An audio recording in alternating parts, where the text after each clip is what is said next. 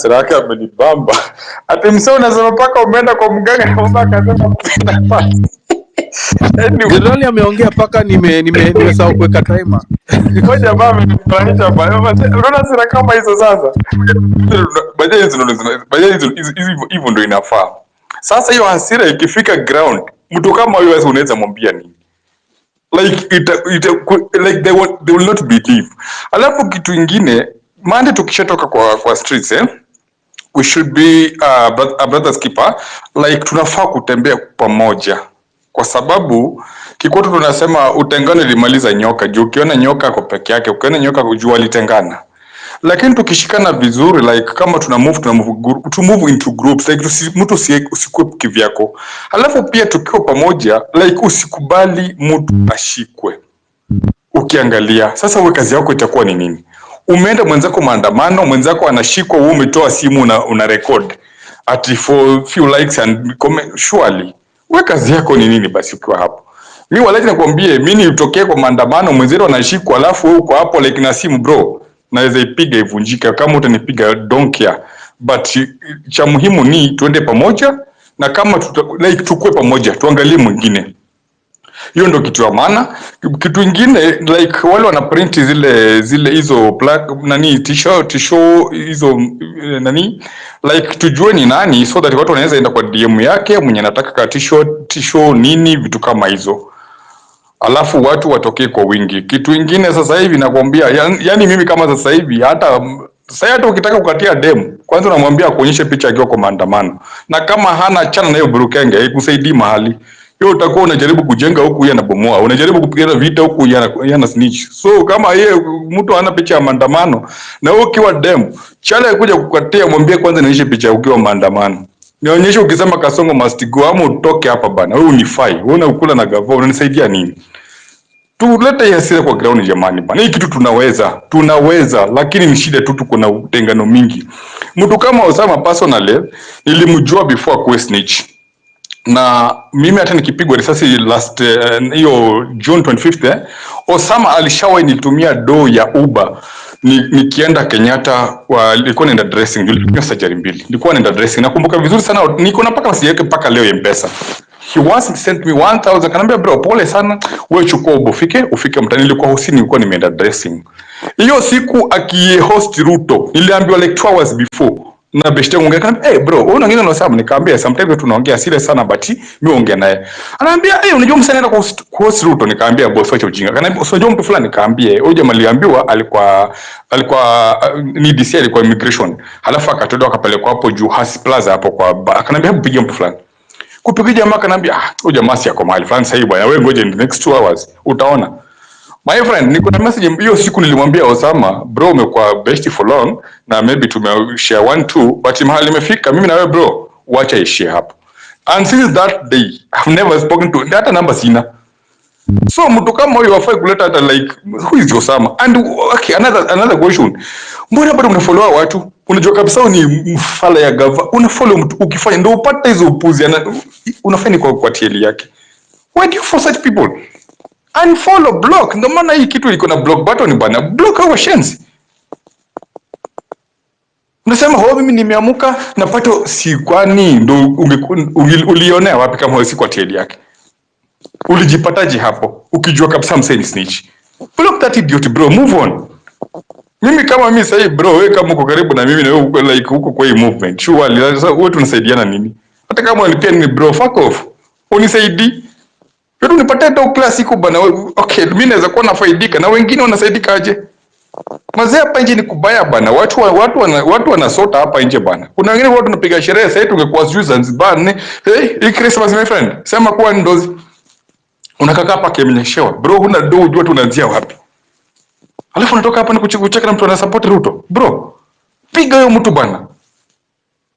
Na kama ni demo uko naye sijui, hata kama uko na mtoto na yeye, na ukiona huyo jamaa achana na huyo mtu. Wewe jua kumlea mtoto wako bana.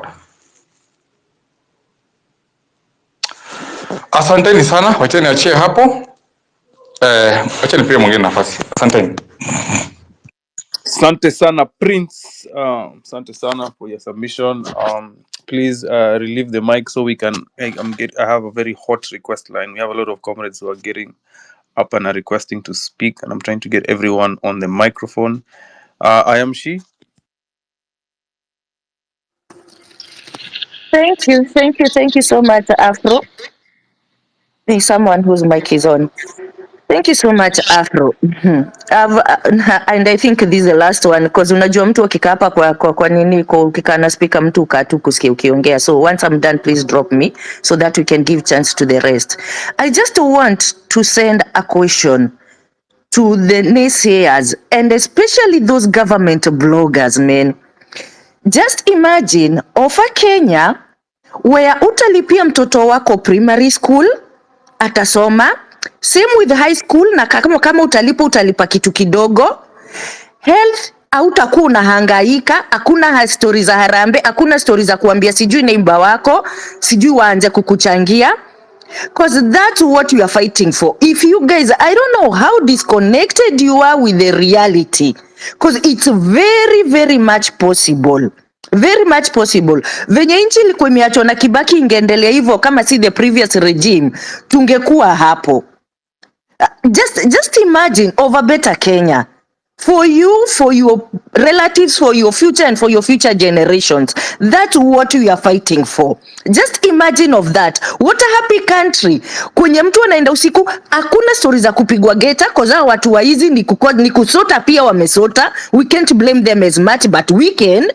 Just imagine of a country that free and that peaceful with the money. Unafanya biz yako tu ukieka, inashika tu vizuri. Badala ya kuchukua hizi 527 ziko hapa. Just imagine you are doing your own business. At the end of the month, you're not suffering. You're even giving people money. You're even looking for people who are not doing well to support them. Not waiting for 527 hapa upewe. Just imagine of a better Kenya. You guys are stupid. You're stupid. Come back to reality. Come back to reality. Because nyinyi na drug addict kuna mko disconnected kabisa. Come back to reality. Let's do this. Whatever we are doing for, it's for a better Kenya. Atutaki vita ama anything. If at all they can hear us and do as we want, we don't want much. This is bare minimum that we are asking for. And the government is supposed to provide a bare minimal to the people of Kenya, to the Kenyans. We are just asking for a bare minimum. Utategemea mtu, work for you, get your own money, so make your Kenya better. Thank you, have a good day. I'll still be here. Drop me. Thank you. Thank you. I am she. Powerful submission. Generally, please 30 seconds. Madizia nilete wase wengine. I'm trying to drop everyone who has spoken so I can get new speakers here.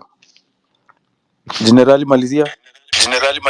Okay, so at least Wasiri imepungua kidogo. So I'll just say because the government has confirmed very well and we know very well, the police has said they don't know the abductors. So no one knows the abductors. Can abduct you. So just be careful out there from today up to Monday. Just be cautious about the people you relate with.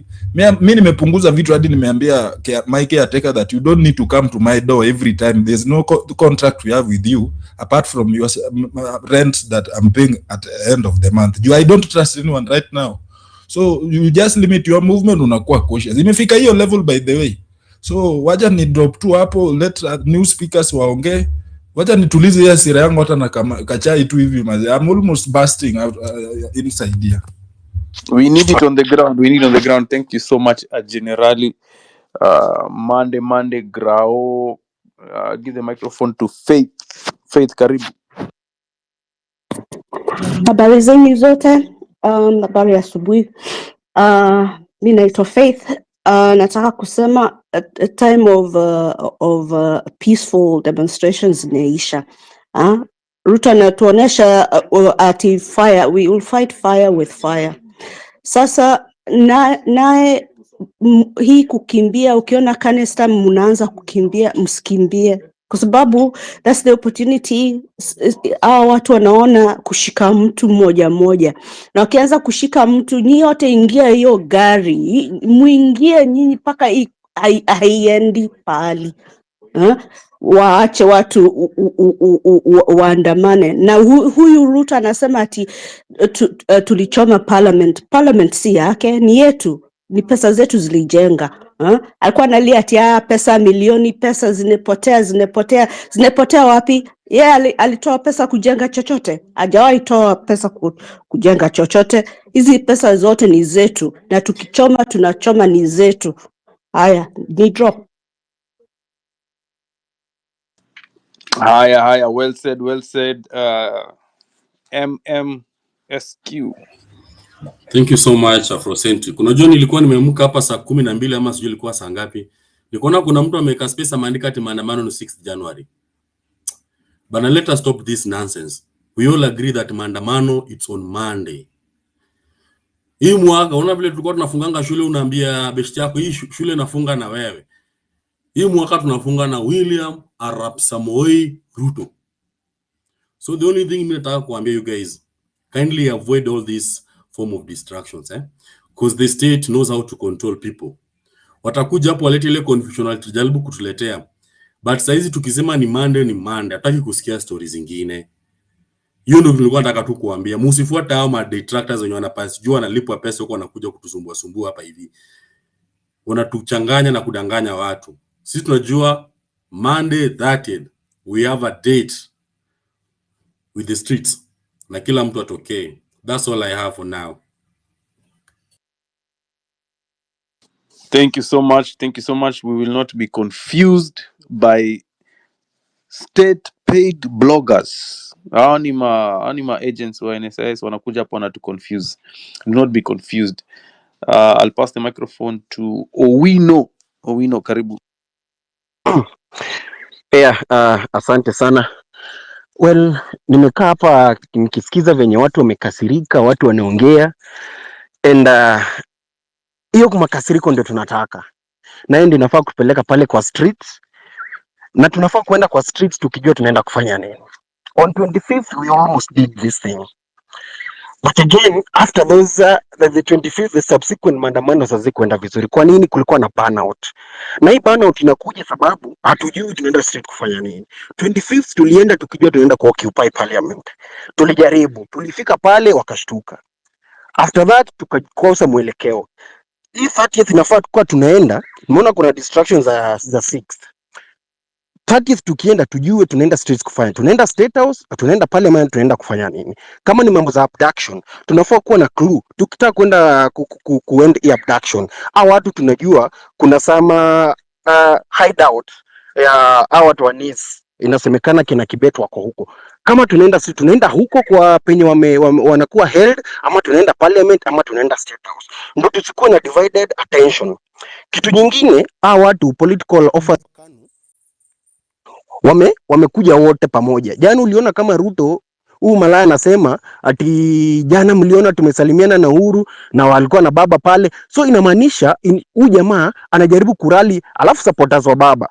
Pia unajua zile maandamano za kwanza before baba akuje kusalimiana na Uhuru Ruto zilikuwa very organic. Sababu supporters wa kila mtu walikuwa wanakuja kwa streets. Na shida yetu tuko nayo sasa ni moja. Supporters wa baba watakata kutokea kwa streets. Sababu gani? Wako kwa serikali. Sasa kama tunafanya mobilization, pia tukue sure kutakuwa na watu wengine goons. Sasa tuseme ni goons kama ni supporters wa baba wa unye ama na wanani pia watakuwa pale ndani. Na hao sasa ndio watatumika kufanya abductions. So kuna mrembo amesema hapa, ukiona watu wanakuwa abducted, wakuwe ni goons, wakuwe ni polisi, wengine tusikimbie. Kama tunaweza join tukue abducted wote, ama tufight hawa wase. Na pia tena tujue tukue very careful. Hatuwezi fight hawa watu na mikono. Wale watu wako na gun na wale watu wako na marungu watawapiga. So lazima tutokee kwa street tukiwa watu wengi na tujue tunaenda kufight ni. Tukienda kwa streets on 30th na tukose numbers, kutakuwa na burnout, kutakuwa na nyingine. So kina KOT na hii na the host, kama unafanya mobilization, make sure kutakuwa na watu wengi wakatokea kwa streets. Otherwise tutaenda kwa streets tena, abductions zitakuwa, kutakuwa na burnout na tutakuwa tumeachieve anything. Tukue na strategy. Asante. Thank you so much, Owino. Sigret. Thanks so much, Afro.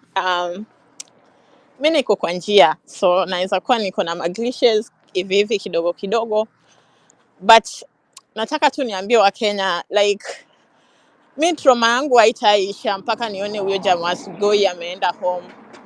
Like unaona hiyo trauma ya 25th ilini ilinishika kabisa to a point yenye I had to even quit social media at some point. Unaona? But kitu inanipeanga tu hope nikiona tu space yoyote inasema Ruto should go. That is the only thing yenye inaniletanga hapa. That is the only thing, that's the only hope I have with social media. That's the only thing I want to hear about my country.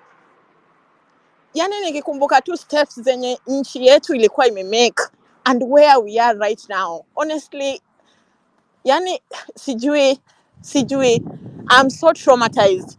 And I want to give an analogy. Huko kitambo, my mom used to tell me stories of what used to happen. Hizo my history. Alikuwa ananiambia Dedan Kimathi hakuuliwa na white. Dedan Kimathi aliuliwa na Mkikuyu. Hiyo kitu, like, whatever killed Dedan Kimathi haikukuwa ni hiyo gun, ilikuwa ni kuona penye gun ilitoka. Honestly, saizi nikiona watu, mtu tu, yani sisi tunasema yenyewe nchi tumechoka na nchi na direction yenye nchi inaenda, na wewe unachukua 527. Wewe ndio unatushoot brother. Yani hiyo kitu inaniumanga, nikiona tu penye bunduki inatoka, najua au Raila hiyo gasia yote hiyo, those are enemies. But penye gun inatoka, yani ikienda kusuppress movement, inauma kabisa. Yani nikiona mtu anasimama tu anaandika sisi Wajaluo sisi Wajaluo, the fuck? Unasema sisi Wajaluo, my community has been brutalized since independence. Hizi stories of abduction, unakuja unasema sisi Wajaluo support Ruto even when the country is going down the hill. Yani haunanga macho ama ni nini? Penye gani inatoka inauma kabisa. And let me tell you, because you guys don't know, venye, like, your small contribution inaweza peleka nchi in a very bad place. You might think you are doing this because it's a political rhetoric. Who is crying now? Who are we paying back to? Who should be crying now because we cried last time? Utafika point yenye Kenya haitakuwa nchi. Already we are there. Already we have surrendered our country to mafia yenye abductions ziko every single day. You know? Inauma. And wewe ukiwa mtu wa Nyanza unaongea ujinga, please don't say sisi. Just talk about your stupid self. Because when you bundle us as Nyanza people or Luo people supporting a regime that is killing people, na unataka kusema sisi kama watu wa Nyanza, you are stupid. Talk about yourself and fuck yourself. I'm so mad, by the way. I'm so mad. I don't know what is going to happen, but anything that can be done to remove that man who is taking our country somewhere else, it should be done. That is my message, Afro. Thank you so much. Thank you so much for your submission. Please bring your passion to the streets on Monday, 30th, guys. And remember, guys, we have to learn from our mistakes. When you come on Monday, please do not wear bright clothing that can easily identify you, that makes you stand out. Wear dark or dull colored clothing, trousers for the ladies to be able to stand in lock arms. Do not stand at the frills of the crowd. Please, we need everyone safety in numbers. Carry water. Your phone is your weapon. Please take videos of any car that looks suspicious, any unmarked Subaru double cabin, any police officer moving funny, and post it online. Those who are in the diaspora, those who are out of who are bado kwa ushago, because we want shut down Kenya. Please be online. Be ready to retweet. Be ready to tag ICC. Be ready to tag all the international bodies about these people who are going to try to commit human atrocities. I'll give the microphone to Zita. Hey, engineer. It's Zeta Puppies. Oh yeah, that one. Yeah. First of all, thank you very much for giving me this opportunity. What I want to say, guys, do you know that the first people who can act very fast in case someone is abducted are these border guys?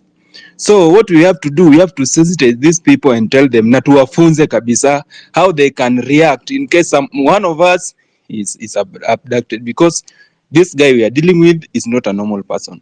Second and lastly, I want to fuck all those Luo, hawa jinga sana kutoka huku kwetu. Fuck them all and their families, because they are forgetting what happened, and now they are saying tunaenda kupigia mtu fulani kura because we are, again they are coming with the narrative of punishing another community. Fuck you and your family. Fuck you times 10. Fuck you. Thanks.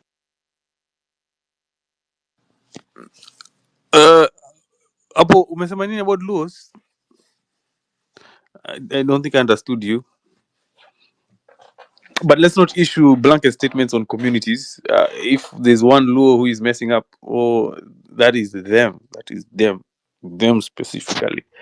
We cannot be divided. Tulisema tuko tribeless. Hiyo narrative ya tribe hatutaki karibu na hii movement. That is the old way of thinking. Hao ni maboomers. We are trying to tell them, manze, the new Kenya, we do not want it to be tribe. No, your story of tribe hatutaki. But anyway, like the other previous speaker had said, the Luo community has really been on the front line fighting for freedom and all the democratic gains that we enjoy right now. And many have died, manzi. Many have died. So to go and handshake the government is a betrayal of everyone who has spilled their blood fighting for the Kenya that we believe in. Akabanga, karibu kwenye space. Let's hear your voice. Thank you. Can you hear me? Yeah, loud and clear. Go ahead. Okay, I'm gonna make it very short. I'm sorry, by the way. But wadau, so much has been spoken. I've been in the basement hearing what you guys are saying. Lakini tukumbuke, there's so many people with so many capabilities. I know the government is listening right now because, some people, we have capabilities. Lakini as you go to Mandamano, remember, if you can buy something that is trackable, go to Apple, go to Samsung, mazee nunua kitu yenye you can be tracked, be trackable, because if you are missing, there's ways we can find you in minutes, but we need to be able to find you. I get. So let's also play smart. Gava, I know you can track the voice, I know you can track whatever, I know you're listening, but it's a new generation. So please remember, guys, be safe, make yourself, put something in your bag, put something in your shoe, put something that we can track you by. All right? Alafu, if you're in a place, we can always get to you with coordinates. We can, we had wait, Afro, niwaambie ama nisiwaambie? Gava inasikia. And yeah, so there's a way we can, Pegasus is not nothing. We can hack Pegasus. That's nothing. But we need to be, I know Gava usijali mnaweza ingia hapo hivyo mazee, but there's now mazee tuko wengi with many places.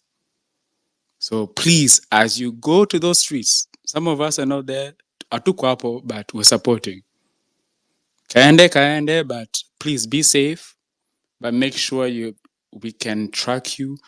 If you're missing, yeah, that's it. Akabanga, can you volunteer? We put a air tag on you, on your shoes. No, and then we know where no. Kibet Hey, Bull by the is. way, skiza. Hebu tu si Gava kidogo wakukujie. I cannot.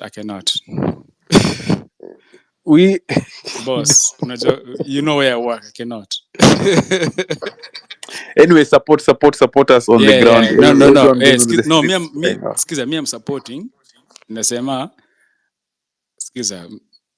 Mazee mkiuko, make sure we can track you. Sitaki kusikia ati mseme zizi. Uko wapi? Let's track you. Let's tujue nani akona Some of us tunaweza ingia But hapo. gava imeharibu economy. Hata we can hatuwezi No, nunua uoga. Sasa unataka tununue tracking devices aje? Afro. But unajua tunaweza ingia hapo hivyo UN to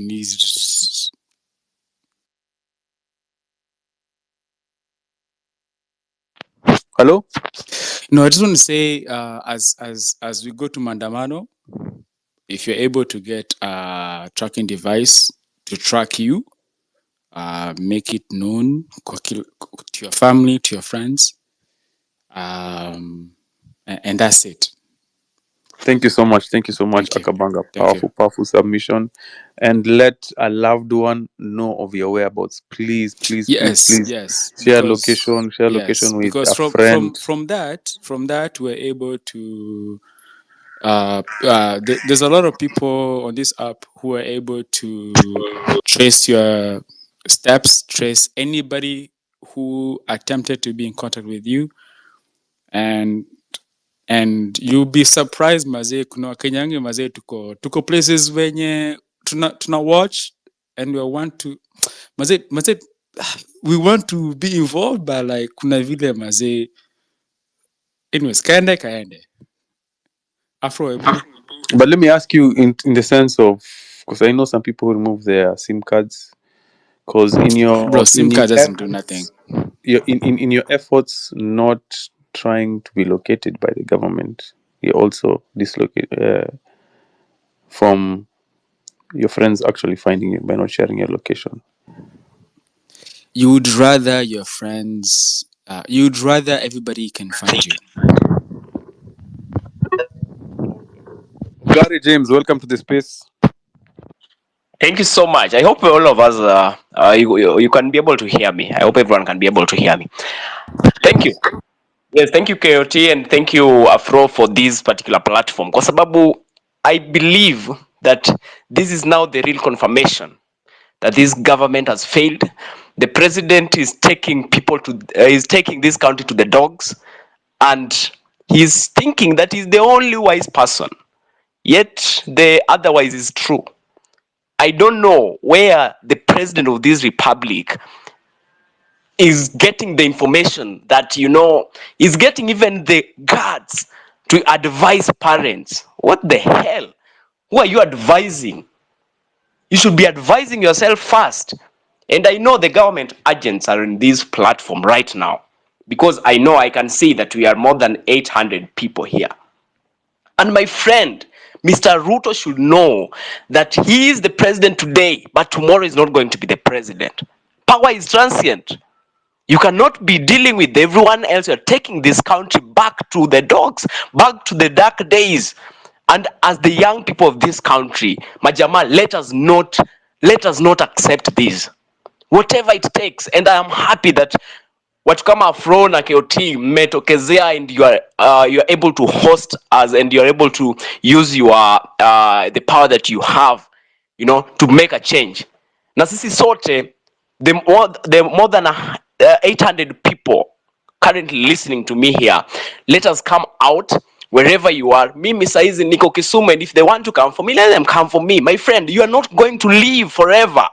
These people, they are arresting people, they are harassing Kenyans, young Kenyans, they are killing the future of this country, trying to scare everyone around, thinking that they're going to be there forever. I don't know who is lying to Mr. Ruto. Maybe it is true what I heard the other day, that he is advising his advisors on how to advise him. What a hell of a president. So Majama, I want just to encourage us that let us come out in large numbers, and let us prove to this regime that this generation that is currently in existence will not be taken back to the old Nyayo days, where people used to be, where active citizens used to be arrested and taken to torture chambers and tortured there, and some of them killed. And even if you are to kill all of us, can you be able to kill 800 Kenyans? That is what this government should be able to ask itself. And by the way, mimi ni Mjaluo, and I want to demystify something. Luos are not in bed with the government. It is just some crooks, some greedy crooks, who are in bed with the devil himself. And the devil is on the top of the hill, is in the office on the top of the hill. Everyone knows. But now coming every other time when he gets an opportunity to speak to Kenyans, he's there advising parents how they should advise their children to respect them. Somebody should be able to tell the president and this regime, including Junet, somebody I used to admire a lot, but has turned out to be a stupid fellow. Somebody should be able to tell this guy from Kikuyu constituency that, my friend, the times have changed. The young people have decided to be vigilant. The young people have decided to have their voice and to speak out. So without saying much, majamaa tutokeze on 30th, tufuate what is going to help us. Achaneni, in fact, you should not even be caring about people like Asmuel and all these crooks who are out here trying to find something to eat. These are just hungry crooks, hungry, stupid, and fools. They're just all over. Let us come out on 30th. Kila mtu atokeleze vile tumesema. There is no time for peace if justice is not there. Thank you. Thank you so much. Powerful submission, Jmo. I'll give the microphone to Gitosh. Gitosh, karibu kwa space.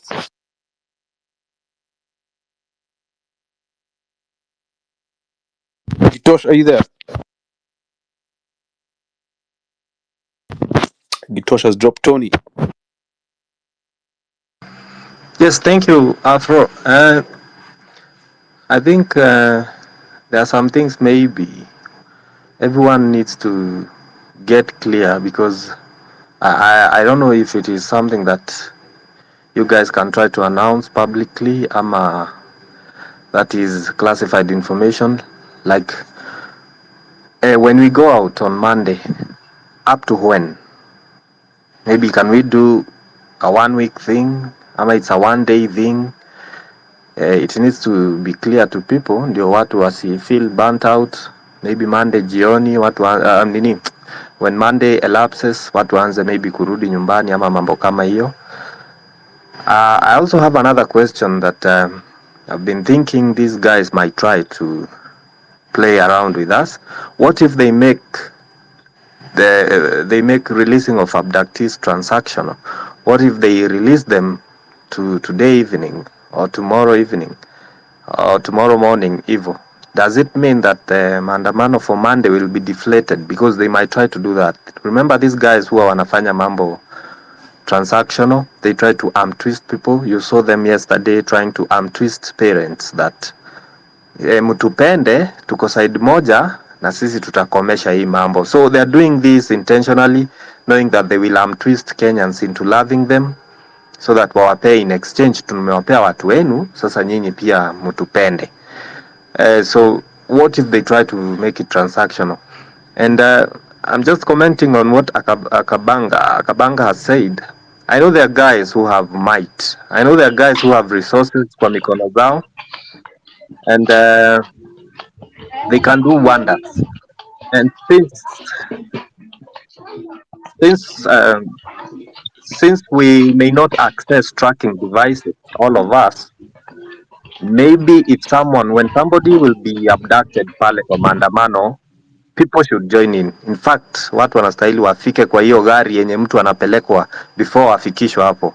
It's easier to get released wakati watu wengi wameshikwa, kama watu 20 wameshaingia kwa hiyo gari, in addition to the person who they've been trying to abduct ama kitu kama hiyo. So I think the best security that we can do, since all of us may not access tracking devices, ni kujoin in when your friend ama your colleague ama the comrade in the movement pale nje ameshikwa hivi na polisi. Do not run away. Maybe you may not be able to beat the police because we are still saying peaceful in quotes. The best thing to do is to join in. Hata mkimbia kwa hiyo gari muingie, si kumtoa, si kuvuruta huyo mtu ati waachane na yeye. Hapana, ingieni huko mkiwa, kama ni Land Rover ama lori, ingia hapo mkiwa watu 50 kwa hiyo gari. It's easier to be released, and they cannot kill all of you, but they can kill one person when they get away with him. And right now Ruto is mad because you guys are pulling numbers. This space peke yake iko na 820 people. Do you know physically ukipanga watu 820 hapa? So these guys, they are mad because they are feeling like you are eating their cake. You are doing what they do. So I think for guys like Akabanga ama watu wote wenye wamenyamaza kwa hii space and they have might, it is time we should be working on resources za IBC technology. If tunaweza track watu like some of you have said, if tunaweza track mtu penye yako na mambo kama hiyo, we can also infiltrate resources zote za IBC so that wakijaribu, that is for future, ni nini kujiwekea tu kadi na kujifichia wild card. Just a reminder as I land, you guys, the reason we are going out is not just for the abducted people, but ask yourself, how are you going to raise your kids, get them education, get them health care with the direction the country is taking? Some of us wengi maybe hatuna watoto, but where do you think the future is? Unaona kunaelekea aje? Utaishi aje in future? We have had a chance, some of us, we've had a chance ya kuishi in the past ikiwa present, and we predicted the future na tukajua future itakuwa mbaya, na tukafika hiyo future tukaona it is true, ni mbaya venye tulifikiria. So right now, what we are predicting about our future, it is true, ni mbaya if we don't do something. Tutoke kwa comfort zones, we fight this thing once and for all. Thank you. Asante sana Tony, powerful question. We are meeting Monday. Gitosh, are you back? Yes. Go ahead. Hello. So miki tunaweza waambia ni Monday tunatokea huko asubuhi na mapema. Alafu sijui kama mmeangalia hiyo post ya Bobby Wine. Hadi ameongelea hiyo mambo ya abductions vile ilianza Uganda. So like unapata mnaanza na mtu mmoja, watu wawili. Lakini sasa ikiendelea hiyo design, by the time tunafika huko 2026 before elections, mtu atakuwa tu mnabebwa kila mtu. So lazima tumalize hii maneno. So like hivyo ndo mi naweza sema tu. Mi natokea sasa, niko Chuka, lakini saa itabidi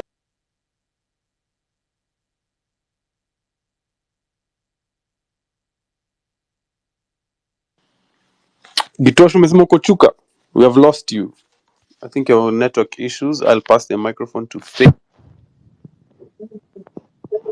Watu wa Gava wenye wako hapa, I would like to ask you to please allow this demonstration, because if you don't allow it, the next demonstration tutatoka na visu na mawe. Allow it, because babu, people have to be allowed a way to vent their anger. Mkikataza hii, next one we're planning visu, watu watakuja na visu na mawe. Hebu tuone kama mtaadapt mtu. Visu, mawe, pilipili, kila kitu. Tutakuwa worse than mau. Haya, nimesema.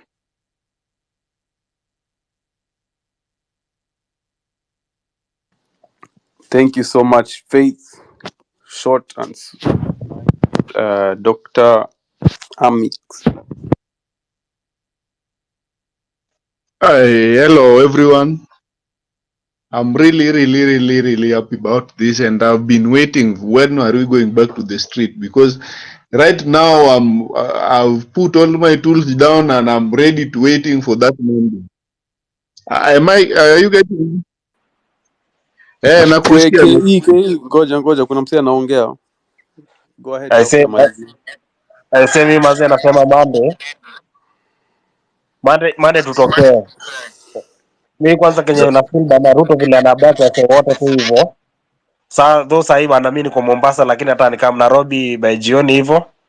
Ndio Monday tutokee street wote. Sasa hiyo nasema saa hii. Thank you so much. And that's the most important thing, by the way. That's the most important thing. In fact, that's why this space is occasioned. Thank you for confirming your attendance and assuring comrades that you're going to be there. Yes, Doctor, sorry, you are interrupted by KE. I don't think you can Okay. hear us. Thank you, thank you. I was saying that right now I'm ready and I've put down all my tools. I'm ready for Monday, no matter what, no matter come rain, no matter sunshine, what, I'll be on the street because we cannot allow this Ruto government to do all these unnecessary things to us, Bana. This is a different generation.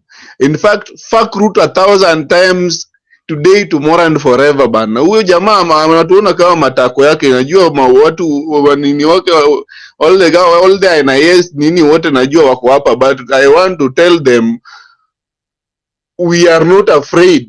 They are testing water. That is why unaona anaenda huko Mabei anaambia wazazi ati waongee na watoto wao wat stop abduction, meaning they are still testing water. Let's make it clear that at this moment you are not going to allow any abduction.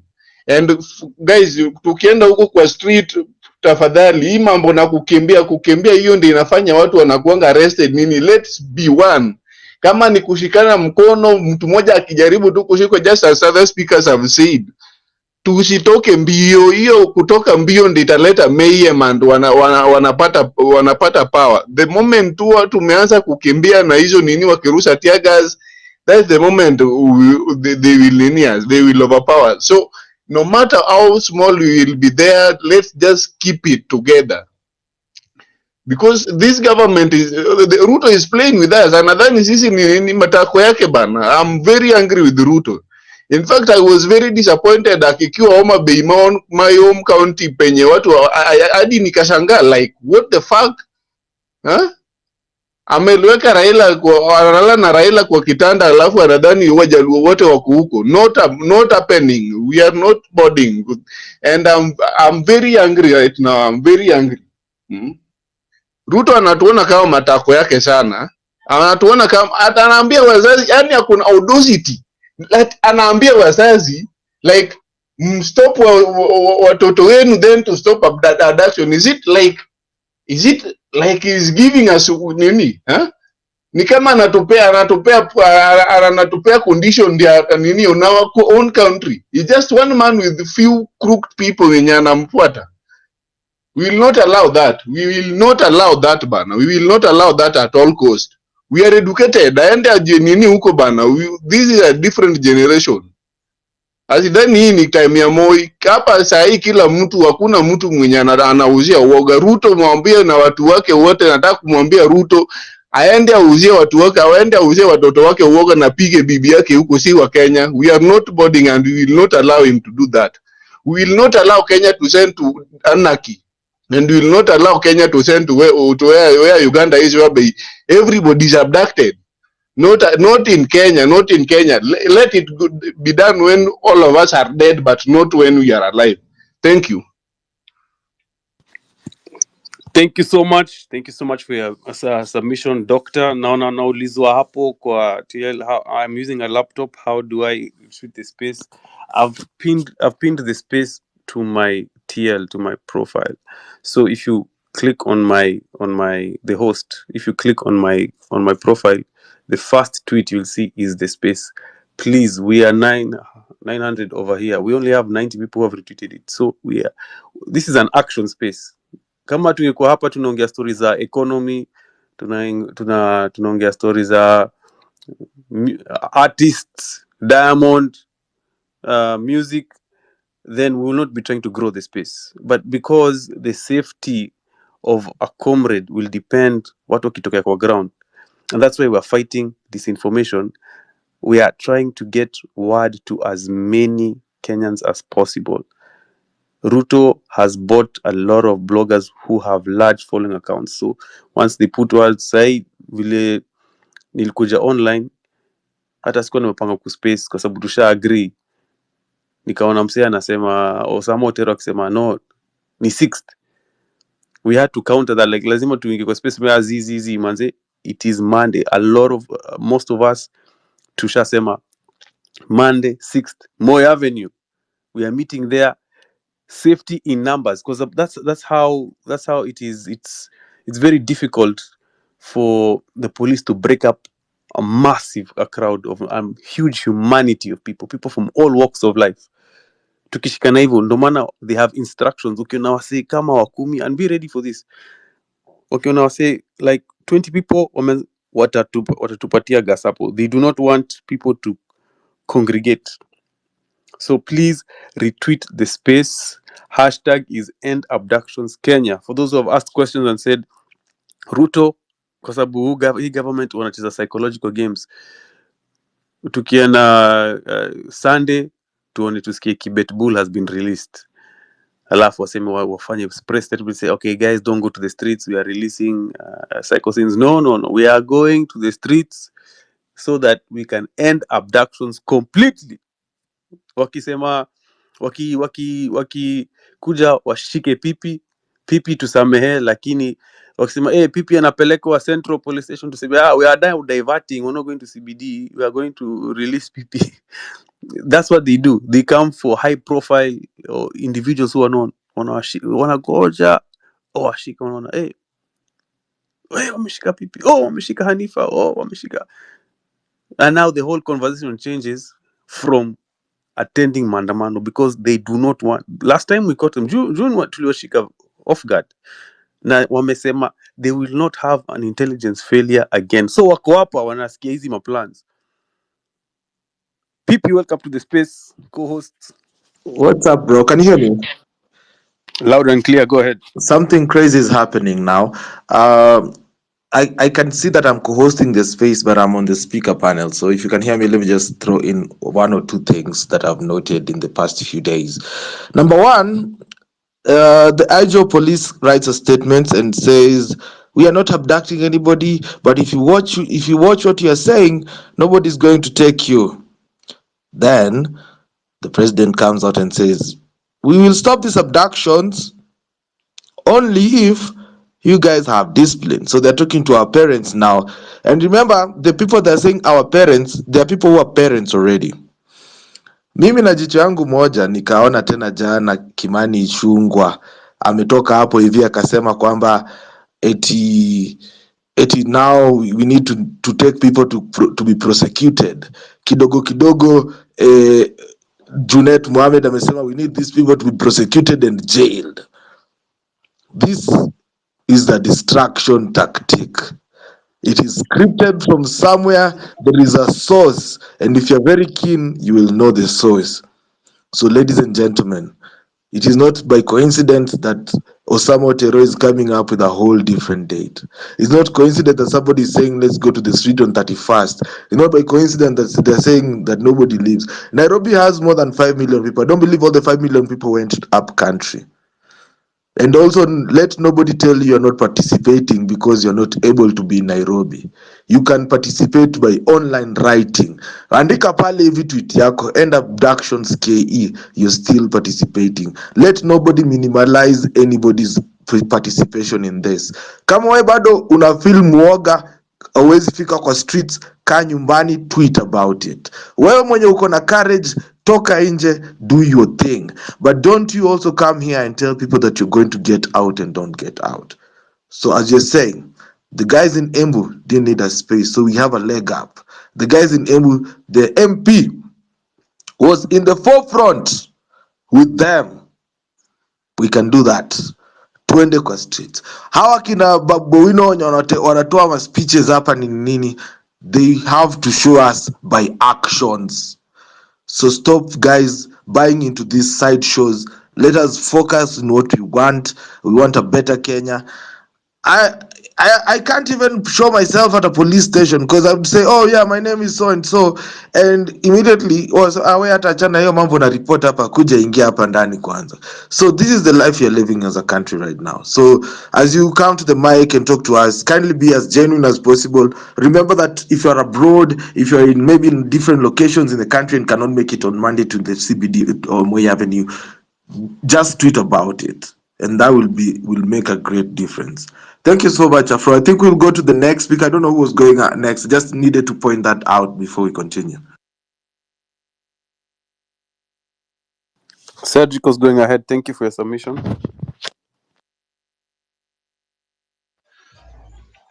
Can I speak? Oh, Cedric, yes. okay. Good morning. Cedric. Daniel, Yes. hold on. So, Thank yes, you. Afrocentric. Thank you. Cedric, karibia mic, uko mbali. Okay. So like nilikuwa nasema hivi, unajua si Kenyans tunakuwa na shida moja.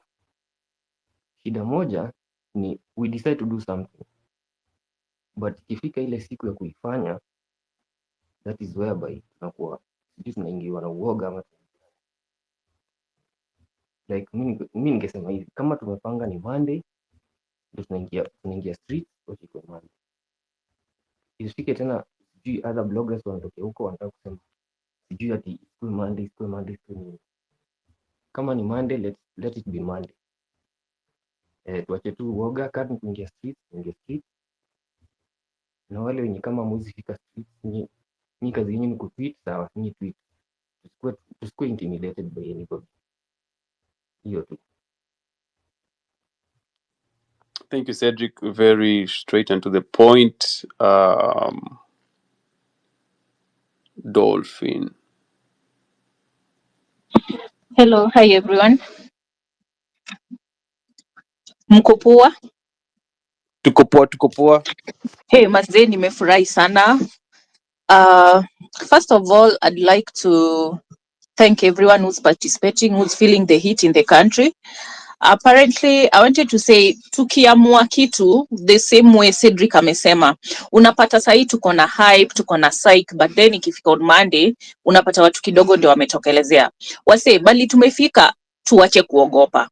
In as much as watu wanashikwa, we are actually not going to the streets because of abductions alone. We are going through a lot. Personally, I'm actually employed, but again, the deductions that we are seeing on the pay slips are not actually pleasing.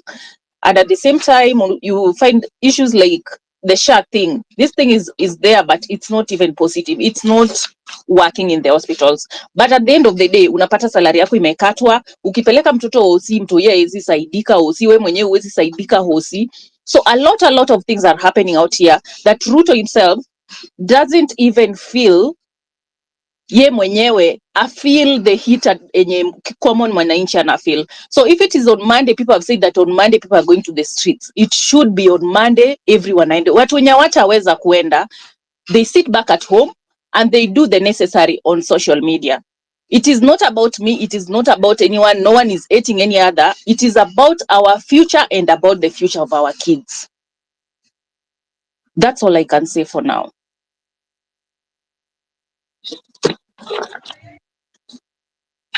Okay, good afternoon, guys. Daniel, go ahead. Thank you.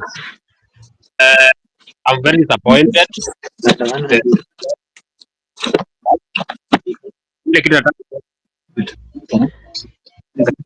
Going forward.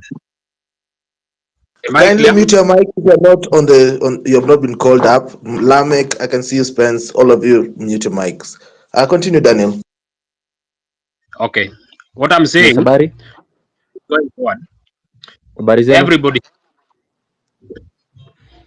Please speaking, or somebody is also speaking. Kuna mtu anaongea, mute. Mnanisikia? Mute, Lamek. Spence, mute your mic. My point is, ni nani yo? I think Try hard. Mute your mic, bwana. Hello. Haya, let's go back. Daniel, continue. Oh, thank you. Ile kitu nasema saa hii, everybody should treat any Subaru, the Subaru model of a vehicle is a suspect. We should treat any Subaru vehicle as a suspect. Never ever come close to any Subaru, because I think that model of a vehicle is what they are using to abduct us. The next thing, any government blogger is our enemy. Any Subaru is a suspect and is an enemy. We go to the government bloggers because they are the people that are being paid some petty cash, like 500 and something shillings, to cause mayhem in our movements. Any government blogger is an enemy. Anybody who is playing the tribal card in this movement should become our utmost enemy.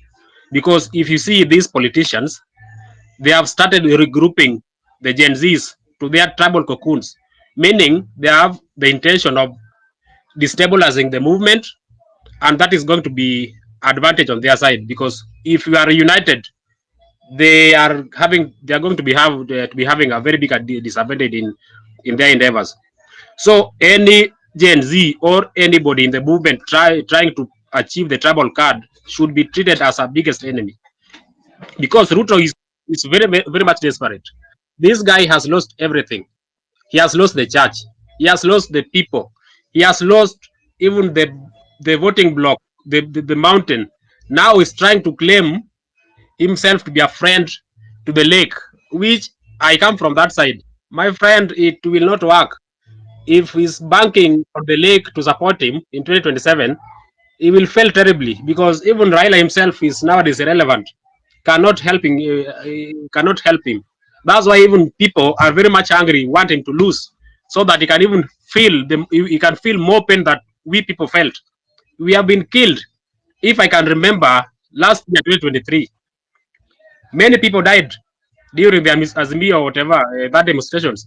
People were killed. If you can remember, when those people were being buried, many coffins, they were saying, the police now coming to say, Simara, they were trying to with emotions, sympathy. They went to the morgues, collected the bodies, put them in the coffins. To now look at that. Now the same people now tell us Ruto is now a man to net this Todd coming from Suna East, telling us that Ruto should now abduct more people so that we can get lessons to what the fuck are those? Eh? These fools must be dealt with accordingly. From now going forward, it is us Kenyans that made the Bangladesh people, gave the Bangladesh people copied this movement from us. They used the opportunity, they got united, and they removed the demagogue that was giving their lives hard. They cleared, in fact walimaliza kazi yao. Sahii kila mtu anaendelea na kazi yake. Ni kumaanisha the more we are trying to get divided, that is the more we are not going to achieve anything. So we must remain united for us to achieve this thing. This thing we could have done it this year, even before June 25th. We started it small, and they destabilized us. If we are very sure we want to achieve this thing before 2027, we started on 30th, and we must make it count. Everybody must make this thing count. If we say we are going to go, let everybody go. Before now, between now and 30th, let's make noise. You remember that president that was that another that demagogue from that idiot from, was it Gabon?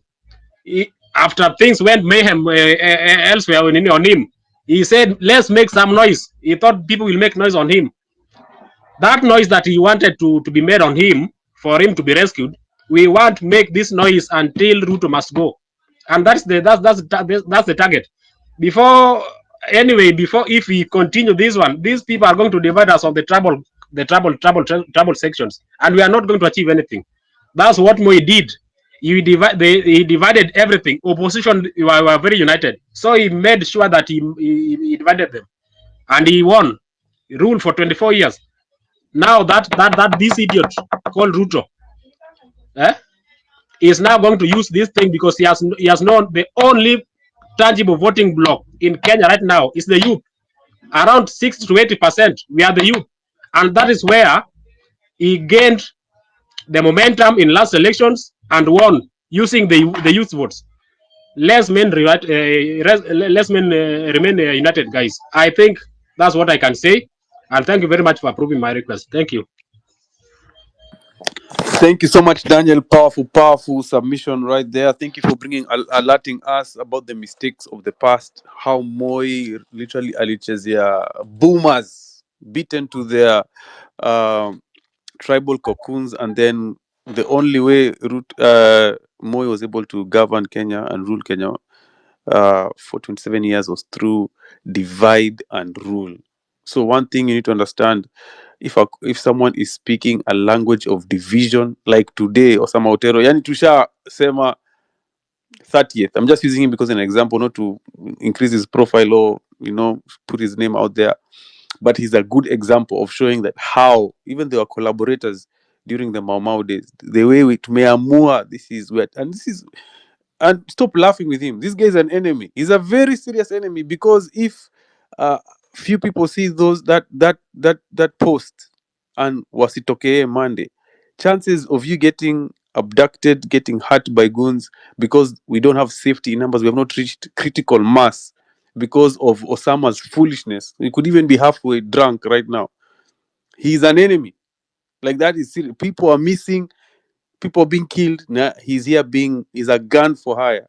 He's using his platform to support this rogue regime. So let us not be divided. Right now, youth on paper, tushashinda, we have won. On paper, we have 15 million. 15 million.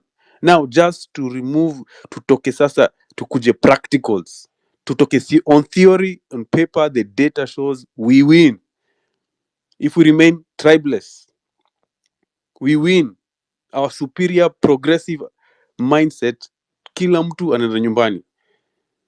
And they are afraid. No, if you see them grouping like this, people who don't shake hands, wana group, wanasema, hey, that's self-preservation. They are going into self-preservation mode. All these old politicians, they are going to self-preservation. Wanaona, hey, can we tell our community again waingie box? But tumesha janjaruka. Please, please, please, please do not fall to their gimmicks, to their traps. Milton, karibu kwenye space. Mike ni yako. Thank you. Some months ago, Raila made a statement and he said that Uhuru had told him to go and talk to Ruto. And people thought it was a joke. And I tweeted on that day and I said that is one of the truths that Mzee ever said. These people are afraid of us. These people have reached a point where they have to safeguard or secure all the loots they've made. You know? That is where at the moment.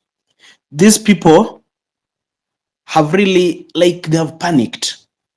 If you see people like Kabogo being brought into government, it's people who have money and they don't know what they are going to do. Yeah, they don't know what they are going to do because walishaona mmekuja vibaya na wanaona wanaenda kulose hizi vitu zote. These people are ready to do anything. So the first thing pia naona kwa hii topic venye watu wanaongelea hii mambo ya nini, hii mambo ya hii maandamano. One thing I wanted to say, and we were with certain friends ile time ingine ya maandamano, without having emotions and just being honest with each other. The only way to do maandamano, and some people will say, oh, mara watu wamenunuliwa, because most people don't want to listen, people reason with emotion. Watu wakienda maandamano, hakufai kurudi nyumbani. Kama tunaenda maandamano, tunaenda hapo kabisa. Lakini tukienda, tunarudi. Tukienda, tunarudi. Hakuna kitu tutaachieve manze. Hii maandamano ya kuenda asubuhi na unarudi home jioni. It can only work for a leader who anataka kuwe hapo, aonekane hapo na wasee jioni aitwe State House. But for us who wants change, tukiamua tunaenda maandamano Monday, tusirudi nyumbani. Tukirudi nyumbani, tutakuwa tumepoteza 2 days, wengine watapigwa marisasi wakufe for nothing. Yeah? Kama ile maandamano ya 25th, akina Boniface Mwangi, I'm convinced in my mind they were paid to tell people to go home. Because tulikuwa tumelemea wale wasee, tear gas imeisha, nini imeisha, kila kitu ilikuwa imeisha. They didn't have it. Hata ukiona hizi interviews zenye Citizen wamefanya, kina Duale walikuwa nasema government iliishiwa hadi na tear gas. Manpower yao ilikuwa imekuwa chini. We were so many in town. Tulikuwa tumejaa. And then jioni mtu anatuambia turudini home wase. Sasa ndio wajipange. The same thing is what Osama is doing right now. Hao watu hawajajipanga for Monday. So anawaambia nyinyi ngojeni 6th, ndio wajipange. Because instruction ni msiruhusu watu wakusanyike more than 5,000 in a place or even 1,000, watawalemea. So they try as early as possible kuwa disperse mapema. So a strategy, we need to come up with a strategy yenye tunaweza kusanyana in a place watu wengi once. Mtu akijaribu kuarestiwa hivi, tunaingia kwa hiyo lori wote. Imagine if we are even 200 people, leave alone even 1,000, 200 people, mtu mmoja jaribu kuwekwa kwa gari hivi na nyinyi wote tuende kwa hiyo hizo Land Cruisers nini bana, si wataachilia. That is what we need to do, but we need to be honest with this maandamano. Tukiamua tunaenda maandamano, tunaenda na turudi. Lakini tukienda asubuhi, wengine wanataka kuingia saa 9, 9:12 tumeenda home wase. watu wamepigwa like hatutakuwa tumeachieve. Kama tunaamua kuenda, let us go, but if people are not serious with going, then tupange, but tusikue kwa hii idea ya huyo mshenzi. But the other thing I wanted us to talk about is this issue of these government bloggers. How do you deal with them? Right now Elon Musk amepeana leverage.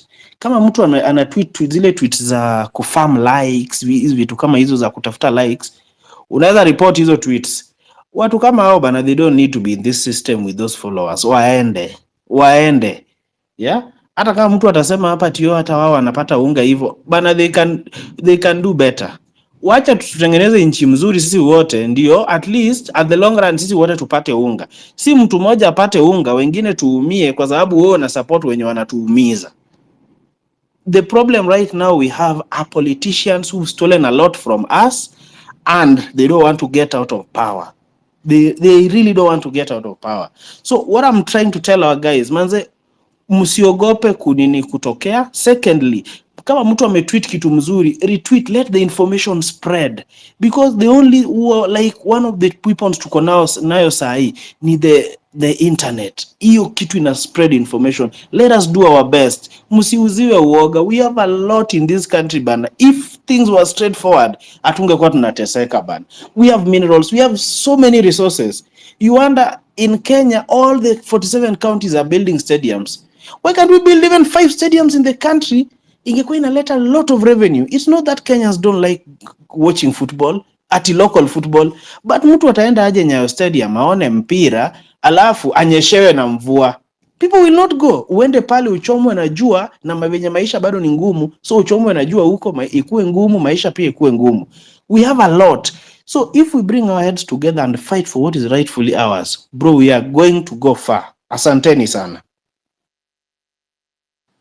Thank you so much. I like your solution on how to deal with government bloggers. I hope mnaweka hiyo maanani. Mkenya Daima, karibu kwenye space, tuongeleshe. Hi guys. Actually that is what I wanted to, your statement ya the previous speaker, that is what I wanted to niongelele kuhusu. Now this guy ametengeneza space and then he is drunk, by the way, juu mpaka conscience yake haiko poa, anajua akona guilt, anajua anauza, and the decisions this guy makes ndio inafanya wasee wakufe. Why should we have his account inasimama? Why don't we bring those accounts down once and for all? Vita ni vita, war is war. Hakuna ocha ati atupeleke unga ataenda kukula kwa mama yake. Hii story yao yani mtu tunatengeneza, tuko na energy mse, you know the following huyo mse yako nayo, it's big, na hiyo influence yenye yako nayo ni very bad. Even someone mwenye alikuwa aende maandamano ataacha. Why don't we kill the accounts? Literally. Why should he fight? Kubona atuweze? Hakuna msee anaweza tupea strategy to map kila msee, wewe na wewe na wewe ndio umetusubua kwa hii war. We do away with those accounts. Hata kama tutatumia crude tutumie sijui IT sijui what. Yesterday those guys did a good job na I know we can bring down those accounts. Waendelee hivyo mpaka ya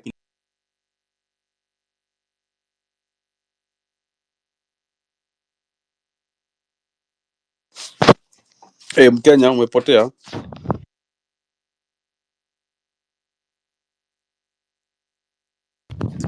Guys, can you hear post something against maybe about abduction? Kama udem anaitwa Nikita Nyambura, I don't know, she's a government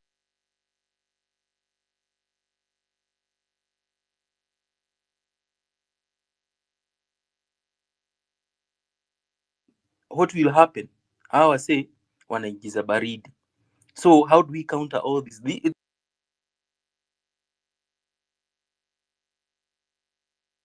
Hey, Afro. The previous month. Mkenya 1 to Mkenya 2. Mkenya 1 is breaking. Yeah, I think Mkenya 1 and a break. And Yeah, but my apologies. Wacha tu nini Mkenya, just sort out your mic alafu urudi ndo tuendelee kukusikiza because it's a good conversation. And before we jump on na kuongelea vitu mingi that zenye ni unnecessary, what I wanted to say is like Osama works for SportPesa. SportPesa inaoniwa na Karauri. Boss wa Karauri ni Ruto. So we have no time hata kushinda time up tukidiscuss what will not happen like all these individuals. The most important thing ni we are here, and the reason why we are having this conversation is how we are going to do maandamano on Monday. Mimi sikuwa najua nini Monday ni that yet, but nilikuwa najua on Monday I'm supposed to be on the streets. So tukikuwa on the streets ni tu how we going to do, kama uko na banners somewhere, kama uko na tu flag somewhere we kuja nazo, kama unaweza tu kuja useme niaje guys, nitakuwa CBD mpick banners hii side na vitu kaa hizo, but the most important thing ni si kutokea. So we can't keep conversation on individuals because the problem of keeping the conversation on in individuals, and after you understand this, like tunakwanga it brings a lot of distraction. Your distractions mingi zenye ni unnecessary. So as much as we understand what we'll be doing on Monday, I just want us to focus on what are we doing on Monday, what utakuwa wapi, and how many people are you willing to bring along on Monday, because come with your guys, that will be your protection. That will be your protection. Hizo ni vitu hizo, kuja na vijiko, kuja na mwiko, because unajua abductors hujui watakushikia wapi. Okay, so we're having some crazy abductors, so we have to fight for ourselves. So what I'm going to urge everyone in, when ukikuja hapa, we are not going to focus on individuals. We can't focus on Osama. That doesn't, me anxiety. I've chose to be on a floor space because hapa ndo tuna discuss whatever we'll be doing on Monday. Nikitaka kudiscuss story Osama, nitaenda kwa hiyo space yake, tutapiga story na yeye, which I don't think it's necessary for me right now. So meanwhile, MCP Peter, unaweza peana mics?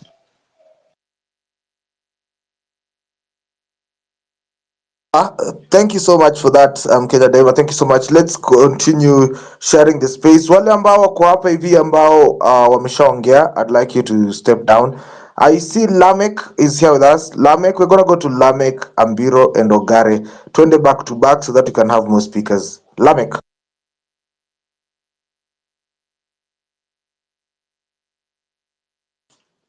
Can you hear me, Mkenya? Ama ni mimi ndo sisikiki?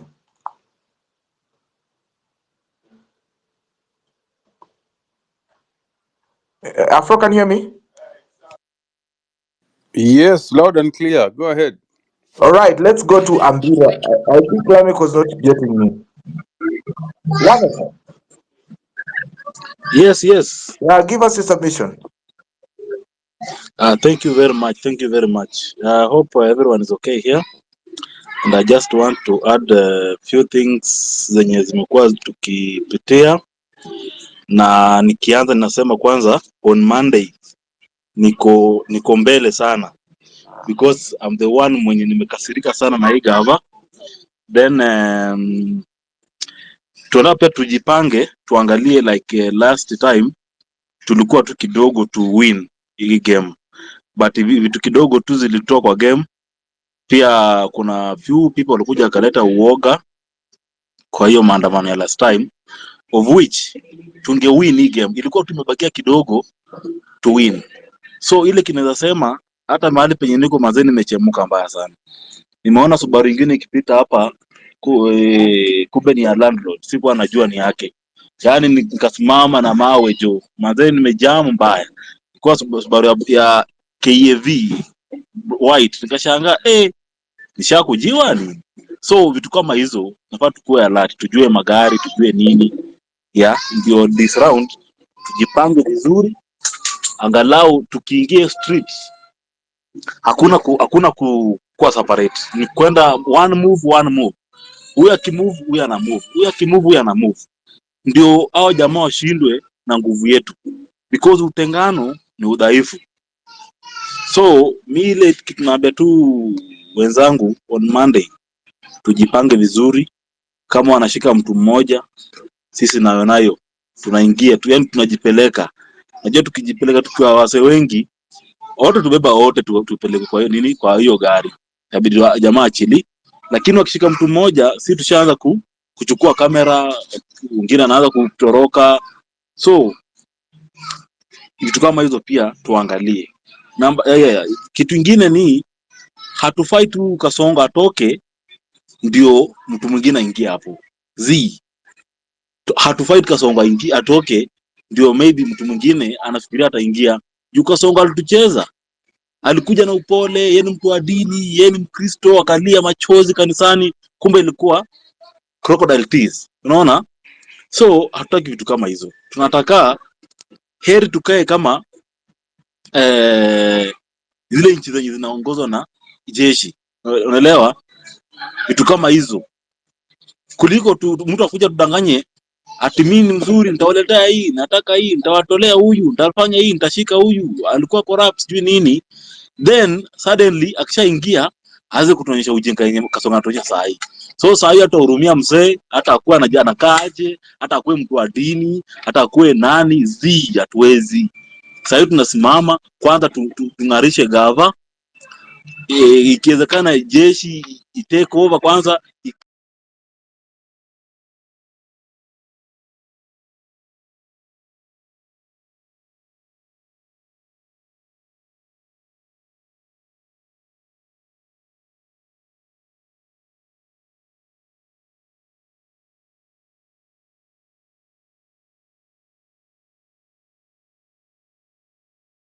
Akuja tumuona venye ana fight mtu kama nani mtu kama hata kama ni baba anataka hii kitu, itabidi aingie kwa jenzi kwanza a fight. Haya, mtu kama Wajigi nasikia anataka aingie kwa street na sisi a fight. Matiang'i pia aingie kwa street. Tuone watu kama hao. Tusikuwa tunaona tu kwa mkutano kubwa kubwa na wanatoa do huko, alafu sisi tungangane Kasongo atoke, mtu akuja atuchocha hapa ati anataka kufanya nini? Urezo. So si kama jenzi tumeamua, mimi kama mimi nisiongelea hata wengine, mimi tukianza na mimi mazee nasikia uchungu sana venye Gov't na tu direct. Yani mtu anasimama anaongea tu venye anataka, juu anajua mwezi mfikia. Alafu hii mambo ya salamu pia mazee imelala. Unajua kuna time tulikuwa tulianza kuwagotea, tulianza kuwatumia salamu.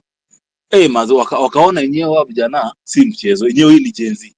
Lakini siku hizi salamu hakuna, mtu anaongea venye anataka tu, alafu tunanyamaza tu. Inafaa mtu akibonga chafu na baki tumwe location nini, tujipange, tuende tumsalimie kidogo, tujue yeye ni nani. Angalau pia watu wakuwe na discipline kwa vijana kama sisi. Jambo lingine tusahau, tuliagree wakati wa maandamano ya Gen Z that wazee ID zao zinafichwa. Hao ndo wanatuharibianga mambo mingi. Wakati tunasafa hivi, watu wanasiasa watakuja tu wanawadanganya na kasukari kidogo, washarudisha roho, wanapiga kura. Naondia ID za wazee wakae home, si to vote. Na tutavote wisely. Hata vote venye tulikuwa tunavote kitambo atu sio ametoka wapi, sio mkabila gani si tunataka leader mwenye atasimama na Gen Z. Na tungepata Gen Z mwenzetu mwenye tunaweza vutia na tujue yenyewe huyu ni mzee wetu atatujali, tungemvotia. Lakini hao wazee wamekuwa kwa politics na kaenda rudi. Manzee wasikae kwa hiyo kiti. Heri amiri mkuu achukue kiti akae nayo. Kwanza Kenya ikue nini? Tuangalie Kenya venye tutaiform ikue Kenya 1, Kenya mpya.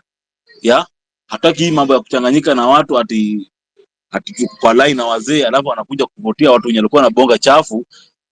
Hapana. Mimi nimejaa mbaya na mimi nasema tu tafadhali Gen Z wenzangu, mazee si tuko na uchungu sana. Hakuna venye tunaweza fika mahali viongozi wanatudharau na sisi ndio tuliwachagua tukaweka mahali pale. Sasa ukiangalia hata mabaro zenyewe huku mtaa zimeharibika, na mtu anachukua mic anasema ati mzazi achunge mtoto wake venye mazee ni ufala sana hiyo. So ukabila tutaacha. Mimi personally mwenyewe mimi ni Mluya na nilikuwa napenda baba mbaya sana, nimemvotea hiyo muda yote, lakini kuna mahali tu siwezi ongelea tu Wajaluo wote ni wabaya. Wajaluo ni waungwana sana. Kwanza tukifika kwa defense tunahitaji Wajaka baadhi. Lakini baba tunamweka kando juu yenda alitukosea. Wakati tulikuwa tunakaribia kuwin game, yenda alitokea mahali akasalimia na Ruto, mambo ikaenda venye ilienda. Enyewe tulikuwa tumewalemea.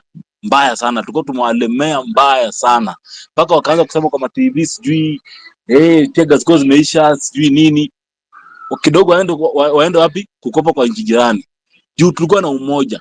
Sijui shetani gani alituingia tukarudi nyuma. Hii game sasa Kasongo tungekuwa naye na Kasongo very soon tunampeleka home. Kama hataenda home atazikwa akiwa hai. Wallahi billahi. Asanteni sana na mkwe na siku njema. Asante sana Bwana Lamek. Thank you, Mr. Mike. I want to hear from Morio wa Nzenza, I think. How are you doing, Morio Nzenza? Niko fresh. Mko aje? Unanisikia? Nakusikia, jibonge. So the main objective yenye nilikuwa nataka kuuliza ni ati on Monday objective ni gani? Objective ni end abductions ama objective ni Ruto must go? Because if kama tunataka hiki kitu kuwe successful, we must have a clear objective. Na ndio maana uliona the reject the finance bill ilikuwa successful because hatukuwa na side shows. Kila msee alitokea kwenda parliament. Kila msee alijua anatokea twende parliament. Sitokei twende state house ama sitokei twende wapi. Hiyo stories za state house na Ruto must go zilikuja baadaye. Na hao ni wasioleta ujinga hao, tunawajua. Hatufai kuongelea. So saa hii objective ni gani? Hebu tuambie objective ni gani? As you can read from the title of the space, bro, imeandikwa nini? Hivyo sasa ndo wasi wanafaa wakuwe na clear. Wasi wakuwe na clear mind. Hizo maandamano za Monday ni end abductions. Ukikuja hapo na story ingine, na ndio maana na mafala wanaweka spaces zingine huko. Side shows. Wanataka hiyo tu, mnajua divide and conquer. Wametumwa na gava. Msee anakuja kusema sisi tunafanya maandamano yetu Wednesday, sisi tunafanya maandamano yetu saa hii. Ujinga, unajua ni ujinga. The clear hapa inasemekana end abductions. Na hiyo ndo ile goal tunaenda nayo. Hatuendi hapo ati Ruto must go. Ukitaka kufanya story yako ya Ruto must go utafanya siku yako. Lakini Monday tunaenda hapo na clear goal moja. We have to be hard. Because kama ni Ruto must go, mjue Ruto must go ni kitu kingine tofauti sana. Ruto must go ni kitu kingine tofauti sana. Juu kama unaenda pale Ruto must go, ujue Ruto kuenda nyumbani, revolution haiendangwi nyumbani. Si ati uende upige kelele tao then urudi home. Ni uende ukae huko hadi siku yenye Ruto ataenda. Mnacheki historia ya Mozambique. Unajua mimi hufuata hizi stories zote. Mnacheki historia ya Mozambique. Nini inaendelea Mozambique? Walifanya abductions. Tunafaa kwanza sasa hii ndo tunafaa kuwa tukiangalia what is happening in Mozambique. Abduct wase wakaenda abduct polisi. Ama sivyo kulienda. Si mnacheki hizi story. Anaye for anaye. Aso abduct wase na sisi tuna abduct nyinyi. Tunawajua. Walienda abduct. Sasa hii wamefanya nini? Wako kwa streets hadi leo. Uko ni chaos. Hawajaenda home. Sasa wame destabilize the government. Because umesikia msemo ameongea hapo previously, amesema anaona Subaru anachukua mawe because ajua mawe amekujiwa. We are living in fear kwa country yetu. As in hiyo ni maisha inakaa aje? Hatuwezi ona Subaru. Subaru ni ngapi Kenya? Sasa unaona Subaru unaanza kugoya. Hasa hii ni story gani? Na hii ndio story nilikuwa nawaambia hiyo time revolution. Tukilegeza tukisikiza hawa wase ati story maandamano Tuesday, tena next week, tena kama tunaenda Monday ndio tuende tumalize hii story. Tusi tuende hapo tuanze kulegeza. We must be hard. Na we must be hard ni tukae hapo hadi jioni. Tukae hapo hadi usiku. Because either way watatuua. Kama watatuua leo watatuua the next day. Walituua bado. Tulienda maandamano wakatuua. Bado wanaendelea kuua wase. Bado wanaendelea kuabduct wase. Sasa tutakuwa tukifanya kila time tunawapea chance, tunawapea one last chance. Haya tutakuja maandamano, tuwapee chance nyingine moja, rectify. Sasa hivi we are demanding, we are not begging. We are not begging the government to stop abductions.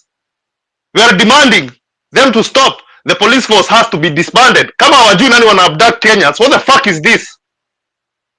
Any country inakaa aje? Sasa we are demanding they stop abductions. We cannot live in fear. Sasa hiyo wase wana stash na waambianga wanaficha. Si unaona huyo governor wa Machakos sijui nani huyo? Wa Vinyandeti sijui ni Machakos ama ni wapi? alikuwa ameenda kuficha pesa outside the country because they know the economy is crashing. Wanaenda kubadilisha hiyo pesa inakuwa dollars, wanaficha loot yao in dollars, hata wafanye transaction na cash, because ile time economy yetu ita collapse. Wataenda wapi? Wataenda majuu, tuache sisi huku.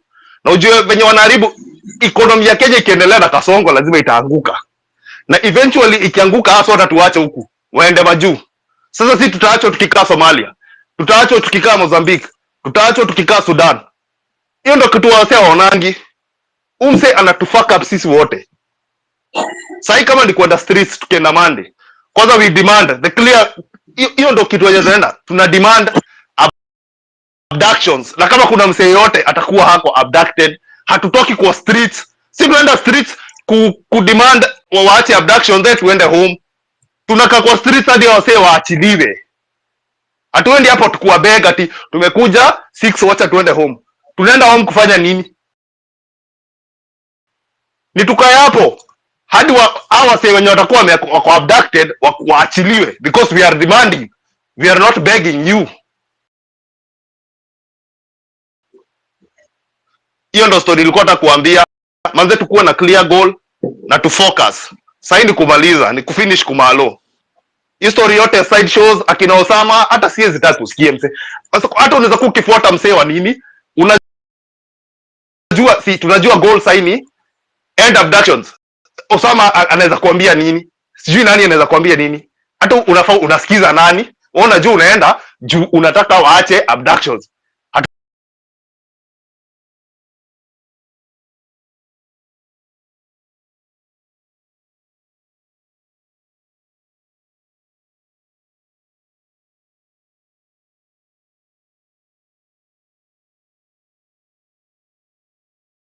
Hata ni kitu haifai kukuhusu saa hii. Sijui akiwa mtata, sijui unataka kumuona wa nini?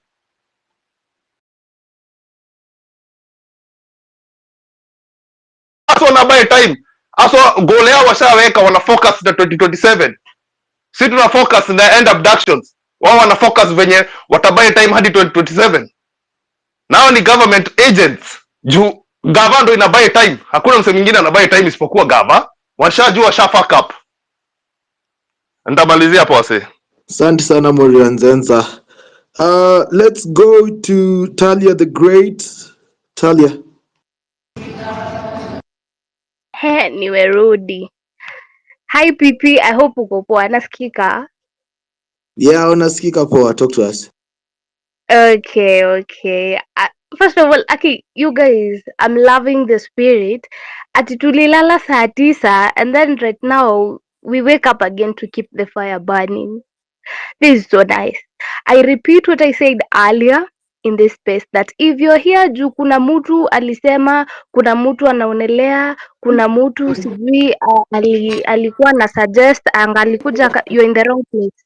Because here right now where we are, hatuko hapa juu mtu alisema, tuko hapa because on a Monday back to back, sijui kama mnaelewa nikisema back to back inamaanisha tunakaa hapo mpaka watu waachiliwe.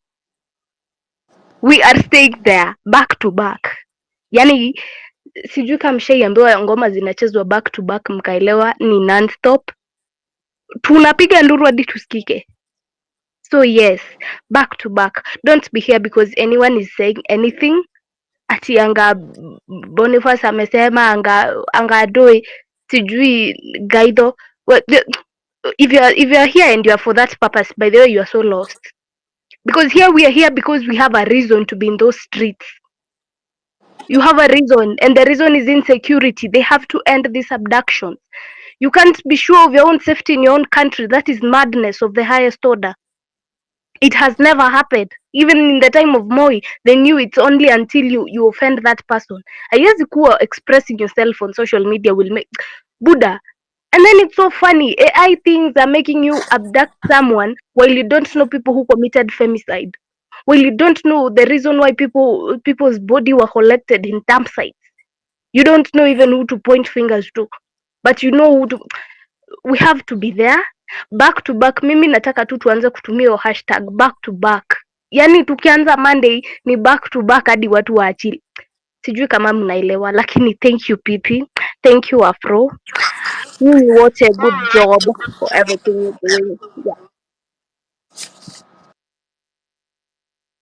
Okay, when you're kindly, if you have not been given the mic, the opportunity, mute your mic so that we reduce the feedback that is coming to us. So I'm gonna go to Phoenix, and then we'll get to the next one.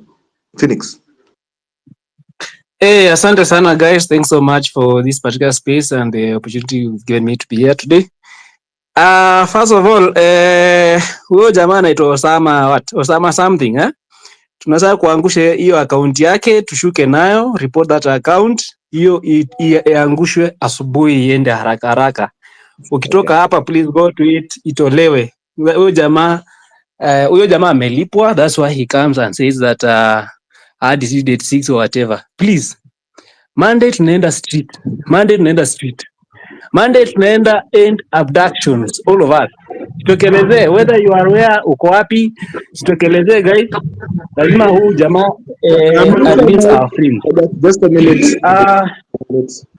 Just a minute. All right. Now, Phoenix, unmute your mic.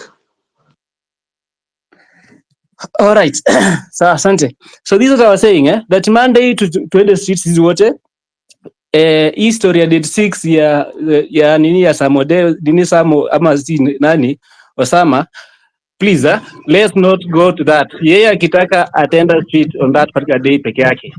Sisi tunaianzia hii on date 30th venye tumesema Monday tunaenda pale. Na hii account yo jamaa cause analipa kikuja ku divert our attention, tuangushe account yake. The better we report it, hata itolewe kabisa. Akwe tu zero huko, aanze zero fresh huko. Then Monday to 20 street. Tumesikia vizuri Kasongo tu aki confirm that he has been abducting us. Akisema we will stop it. Basically nienda amekuwa akifanya hii maneno. Alafu wanakuja huko wanasema they don't know police, they don't know what they don't know. Hiyo ni ushenzi wanatupaka bana. Sisi hiyo lazima tutokelezee kabisa. We need to end this. What this particular idiot is doing is he wants to play the cards of Moi. Enzi ya Moi iliisha. Yenye people are just living in fear. Iliisha. We don't have it in Kenya. Hiyo enzi iliisha. We are free. This is our country. We can't just live ati kwa fear ati kwa sababu kuna jamaa pale hivyo nini. Ruto akitaka wacha aende a generate fear into his children. Kina George Ruto, kina huyo demu huyo mwingine sijui nani huyo. Akitaka he can do that. He can generate fear in his own family. Hiyo familia yake, but not us. Sio sisi. He should stop abducting the youth. He should stop abducting our mama mbogas, our bodabodas, sisi watu wa chini wenye he used to ride to power. So on Monday we are going on street, tutokeleze vizuri mapema kabisa, tukijua tunakaa pale, tunakamp hapo kutoka asubuhi. Let it be like that of the 25th of June. Wajue tumekuja na tumekaa hapo hadi mandugu zetu watolewe, kina Saik, watu wote kina Billy watolewe wote. This guy is an idiot mazee. Huyu jamaa ni idiot fool. Tusikue tunamsimp like nini? Sasa tusifuatie hata atukufuatilia any politicians ati tunaangalia nani baba whatever. Huyo they are in bed. Tusiangalie anybody else. Kuna umse mwenye amekuanga kitweet pale akisema ati we shall stop abducting, now we shall start killing. Sijui anaitwa Kigen. Amesema ati on Monday pia anakuja maandamano. Akuje tumdinye masikio. Na kama hapa anasikia ajue, akuje tumdinye hiyo masikio yake, tumpate. Guys, tukeleze street. Monday tuko pala asubuhi mapema, tuna camp hapa, hakuna kutoka, watu wetu watolewe mapema kabisa, wareleasiwe. And this guy should stop this. This country is not country ya nini kina idi what? Hapana. Na ajue revolution inaanzanga hivi. Inaanzanga tu hivi. Very soon atakuwa kama Assad. Ataenda. Akiendelea tu kwa abduct wase hivi ataishia. ajue tu kama ataendelea kufanya hizi maneno, akituua, akitushika, akituua, haitaenda sana. Assad alikuwa even na zile jail zingine ziko underground whatever, but where is he now? Where is he now? Sasa huyu pia achunge sana, achane nayo maneno. If he wants to rule this country to 2027 ndatolee vizuri, achane na hizi vitu, achane na hizi vitu kabisa, achane na fear ya kuinstill fear into us kabisa. Hatuwezi kuwa tunakaa mazee tunaogopa, tukiona Subaru inapita hapa tunaogopa, tukiona gari yote inapita hapa, and then because they've been saying that hawajui hawa watu wenye wanatushika. Any moment you see somebody being abducted, ukiwa pale shout, make your noise on top of lungs. Usikubali hiyo mtu atolewe hapo. Wacha wanakujanga watu 4 5. Wase tunawakanyagia hapo, tunawabonda bonda, tunawachoma na hiyo gari, tunawachoma na hizo bodies wachomeke hapo ndani. And then government itakuja ituambie kina nani hao, because sasa hapo hivyo watatuambia. The moment we see them, tunawashika, instead of abducting, we abduct them hapo hapo, tunawamaliza hapo kumalo tu hapo, inaishia hapo. Tusiallow mtu wetu yote ati anachukuliwa na hizo manini, ati anapelekwa wapi. Ukiona ukiwa tu around, ukiwa tu hapo, wasienda hata dakika 2 hata anywhere. Eka something mbele tu, hiyo gari sipite hapo, kaa hapo hivyo. If they want, watuchukue sisi wote. So on Monday, if watataka kushika mtu yote, watatuchukua sisi wote, tuone kama watafaulu wapi. So Monday guys, mimi nataka tu tutokeleze vizuri kabisa, we fight till the end. Thanks so much, asante. Okay, we still have more speakers. I don't know if Afro has something to say, but if not, I'd like to bring in more. Afro, you have something to add or something to point out? Peter? Not at the moment. Okay, cool. Let's continue. We have a parking order here, Frank. So long as you're on the line, I can see you. Let's hear Bwana Evans akiongea. Then you can hear from Son of a Woman. Amekuwa kwenye line for a minute. Evans.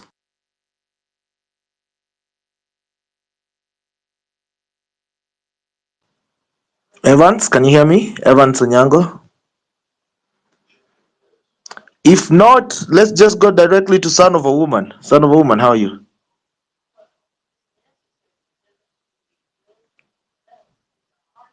Okay. Son of a Woman pia hayuko. Engineer Ben, FX? Yeah. Now I've been very interested in this issue, and I'm very so much invested to make sure that there is end to abductions in this country. There is no sovereignty in having a nation where your freedoms can be infringed and limited so carelessly and so uncontrollably by every given regime that comes into power every now and then. And it becomes now so much obvious with this new regime of the President Ruto. And for me, I strongly support that we all go and stand for our fellow citizens who are being held somewhere in the dark. It is very painful. If you've never had yourself somewhere arrested, then you realize you actually have no control or power. Your freedom is taken from you. And that's when you realize the freedom is very important. As talking here right now, that freedom that you can just shut up and say, okay, Twitter, let it be, I can't do my shit. Someone who was supposed to travel away from Kenya, like I've had, then you are taken and your future and your whole life is now put to a hold due to someone in authority somewhere whom you didn't intend to actually really do bad to, but they just find you to be standing against them just being in power for a certain period of time. And power is something that is very transient. And we as citizens must stand that those whom we give power to must be of the interest to actually protect.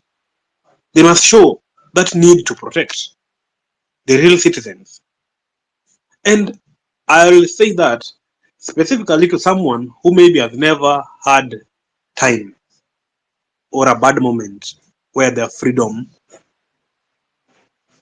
to be, the ability to be free is denied.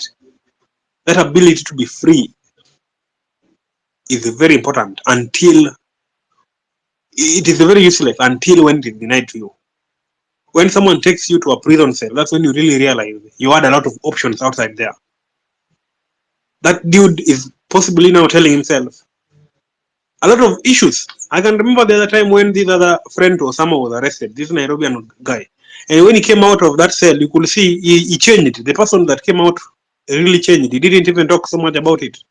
Because when you are denied that freedom, you realize that you have a lot of options. And someone suddenly just took that from you. That you will have made very many several decisions on that day, but someone decided to halt it all for you. Nobody knows where you are. Nobody's going to find you unless they produce you. It is a very horrific situation to be in, Bana. And it is very important that people don't get into the sideshows and the drama that I'm hearing. Oh, summer, what? Those summer and these stories are nonsense. We are just all living in Kenya, and nobody wants to be living in a country where they're going to be hiding left, right, and center. And it doesn't go back to or go down to how little you are or how well known you are, but it just goes down to the opportunities. How will you get opportunities when you are going to be abducted just for going for a certain vision? Because how many people try even to do something that is impactful in this life, something like making cartoon, then you suddenly find that that impact is going to be infringed by someone because they don't find it to be suitable for them. So it's just really normal that we go and fight for those guys, and they're not being put in a very good position to be in as a human being. And if you're someone who reasons and who will wish not to have the same thing done to you, it is very prudent that we help in whatever way we can. If you can go and shout in the street, we go there full and we say end these abductions. It is very horrific. Just going to spend time somewhere being tortured, possibly in a cold place, dark room. It is trauma. And once someone get out of it, you'll definitely see it in them that these people underwent trauma, and that trauma is not good for a fellow human being. People are only living this world once, and your life is the only thing that you got that is so special about you. And it's so bad when someone who just also has their own life takes your life for granted and put you somewhere in a cell, and then they want to teach you a lesson that you are so minute in the world, like they're so important or they're so big deal, like they're not going to pass by like everyone else. People passed by before, and it's very normal to just allow people be. Like Ruto can even just stop being the president, and the world will continue. Everything else will continue, and even he can still be better off and a happier person even than he is right now. Kwani Gachagua was the deputy president, now he's not there, and he's still living his life on. So this thing shouldn't be a big deal of having people on the throat going to be cut because of you being a leader. And if there are people who are being rogue, they really need to be enlightened, Bana. They really need to be enlightened. Sasa mimi, I just want to tell somebody that the human core of being a human being, it is brutal to take someone, confine them somewhere in a dark place in the name of you're running a country. It is so horrific.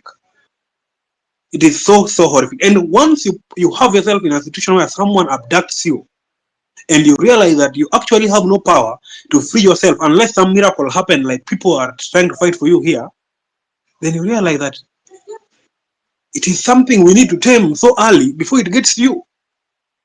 You need to tame this so early before it gets to someone whom you really know. Because the way you might be talking about it, like it's an event happening in the country, the next day it might just be an event which happened to your brother or your sister. And I had Kibet, even his brother, they came for.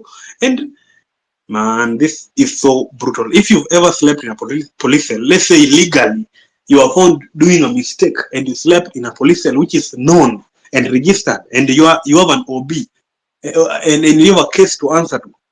That alone is horrific. That alone. You sleep there one night or 2 nights, you realize that, this world can be so fucked up in a minute. And then someone now takes you and nobody can look for you because there is no lead. Come on. That's something that we need to tame with strength and with character and with straightforwardness. And it's not a story about who's going to be the next politician, but it's just about these are human rights that is being infringed, and it's a very basic human right that someone doesn't need to take a lot of time to think about. Most of those politicians who are also just always sometimes undergone this kind of actions, so they know how brutal it is to put a fellow human being in a state where they can't help themselves, while we are all just transient. Just allow someone to live his years in this world so conveniently, so that we can give birth to the next people to come and live also so conveniently. We don't have to be running away from just Kenya. Just imagine this arrangement of having Kenya is a very, it's an arrangement just from 1960 something here. And we shouldn't take big deals and dig holes here and there in people's life just because of minute leadership. And in fact, what we've been having in this country hasn't been leadership so far. People are struggling to corrupt the system, struggling to steal from it, struggling to get so much that they can't even eat. Hello. Come on. Hi. Thank you very much. Nani amepiga kengele? Siku mnakuja na kengele zenu kwa space ama ni ya Afro? Yeah, ni mimi nimepiga. Okay, there goes the bell. If you hear the bell, that means your time is up, so that we can have more speakers. I'm seeing a lot of speakers coming on, and we want to hear as many of them as possible. And the message is one Can I and speak, please? mute your mic. There's a line, Anonymous. There's a line. Yes, as I say, the hashtag is end abductions KE. Make sure you retweet this space. When you put out your tweets, use the hashtag end abduction KE. Right now, I want to go to O'Brien and then I'll go to Lavani Miller. They've been here. You have to follow the pecking order. O'Brien. Thanks for the mic and the opportunity. Continue.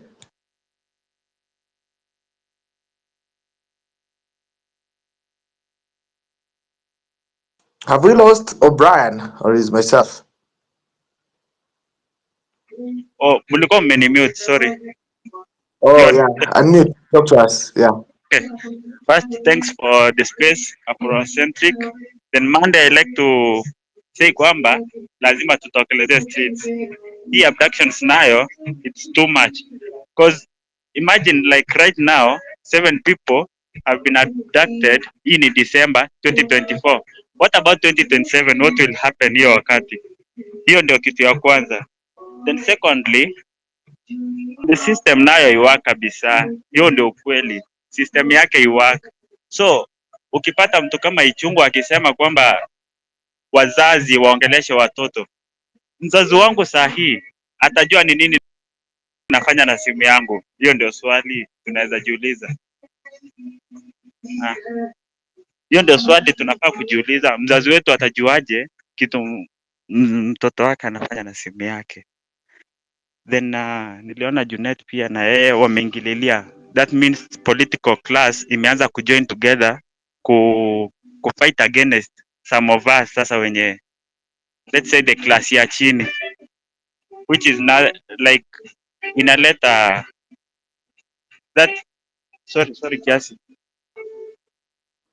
Okay, kuna watu wanakusikia via earphones, so kindly when you come to the mic, have a quieter background.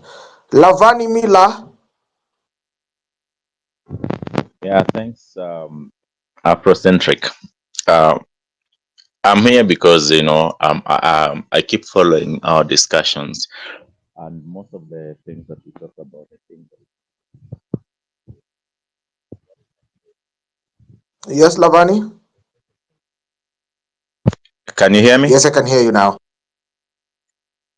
Okay, fine, thank you. So what I was saying is, what I can say here is simple.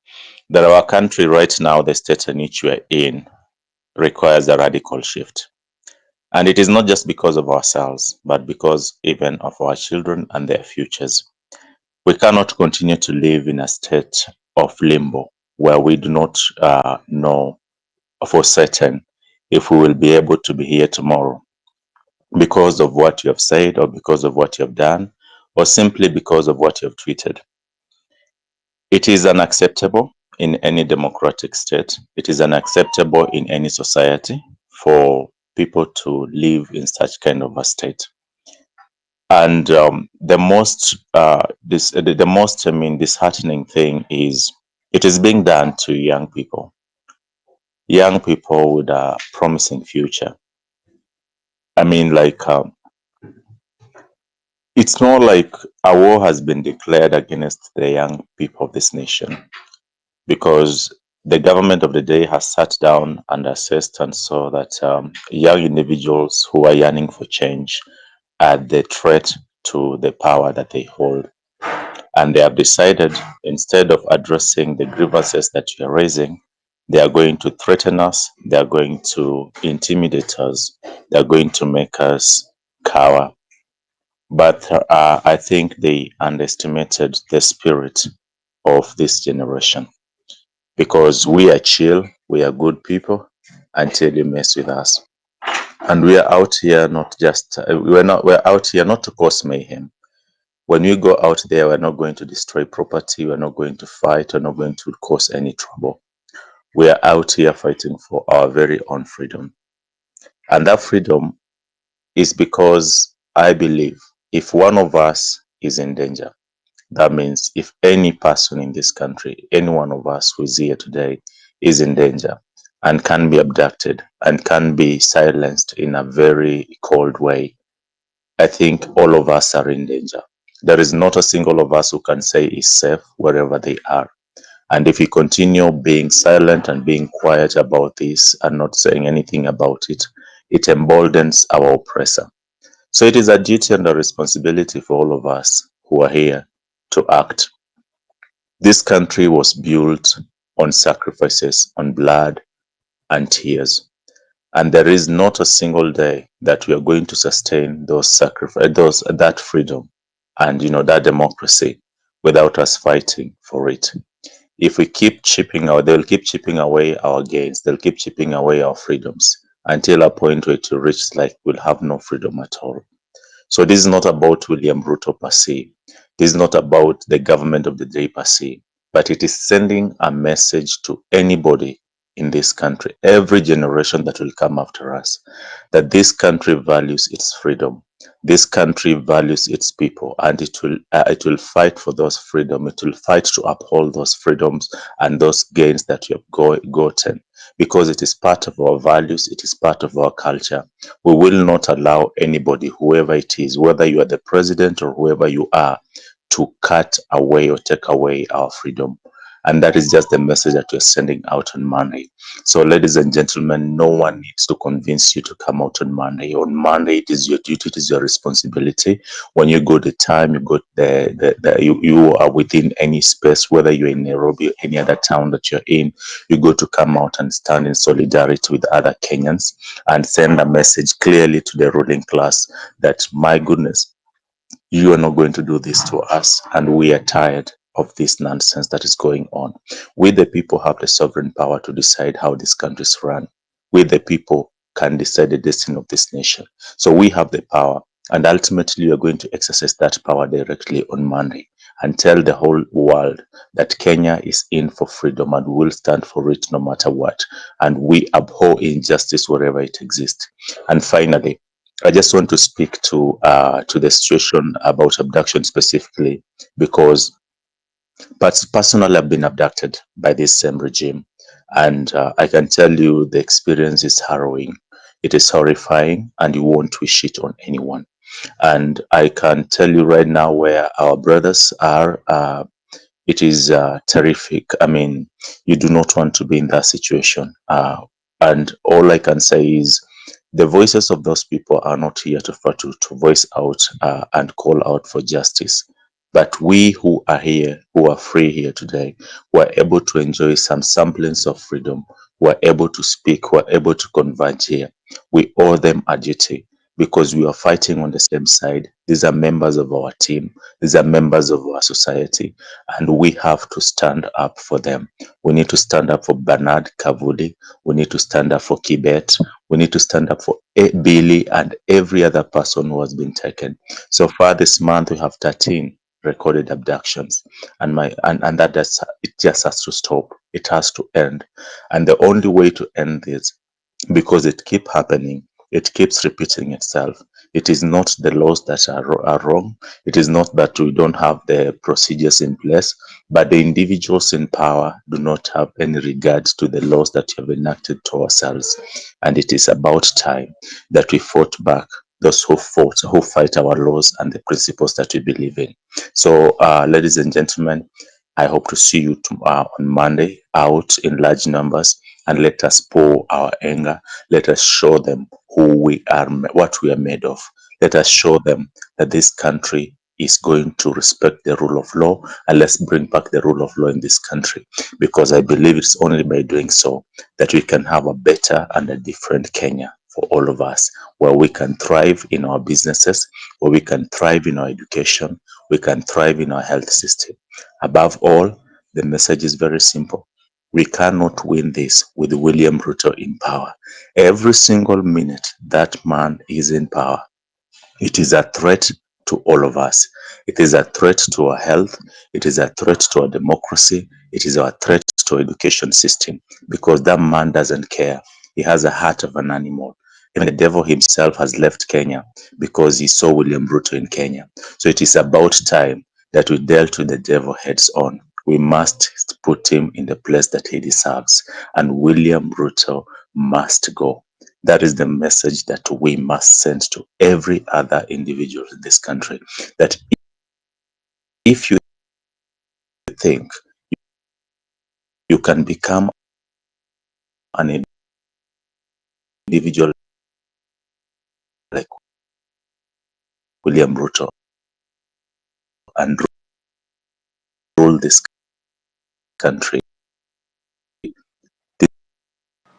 Is this Lavani country has no breaking or is just me? Yeah, space he's for you. breaking. We Lavani, your internet is have struggling. more people You're staccatoing in and out. resilient enough,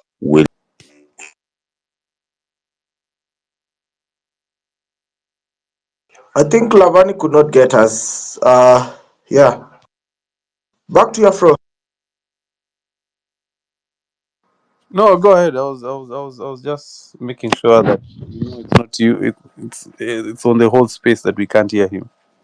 Yeah, sure. We couldn't hear him. Let's go to Tribeless. That is Gerald Orina. How are you, Gerald?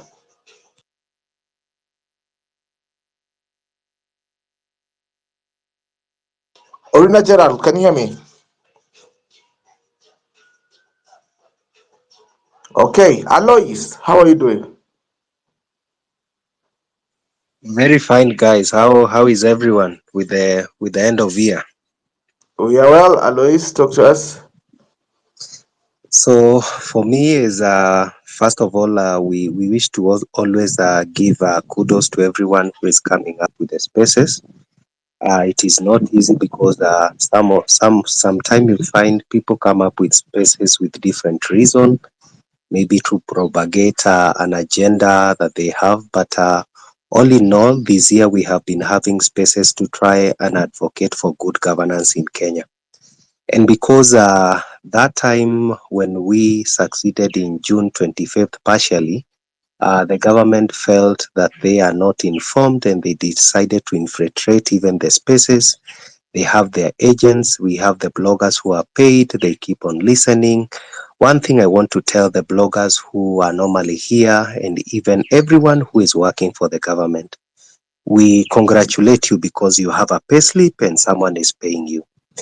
As we have brothers and sisters who we never see the light of day for employment, because one, they are not pretty. We have taught them values. They are not going to have sex with politicians in order to secure jobs. Secondly, we have put values in their heart to know it is not a must that they should be a nanny in Saudi Arabia in order to earn money. Secondly, we have told them they don't need to sit on internet defrauding people in order to have wash. And these are the values we have taught our brothers and our children. And we are going to guard those values with the blood and everything.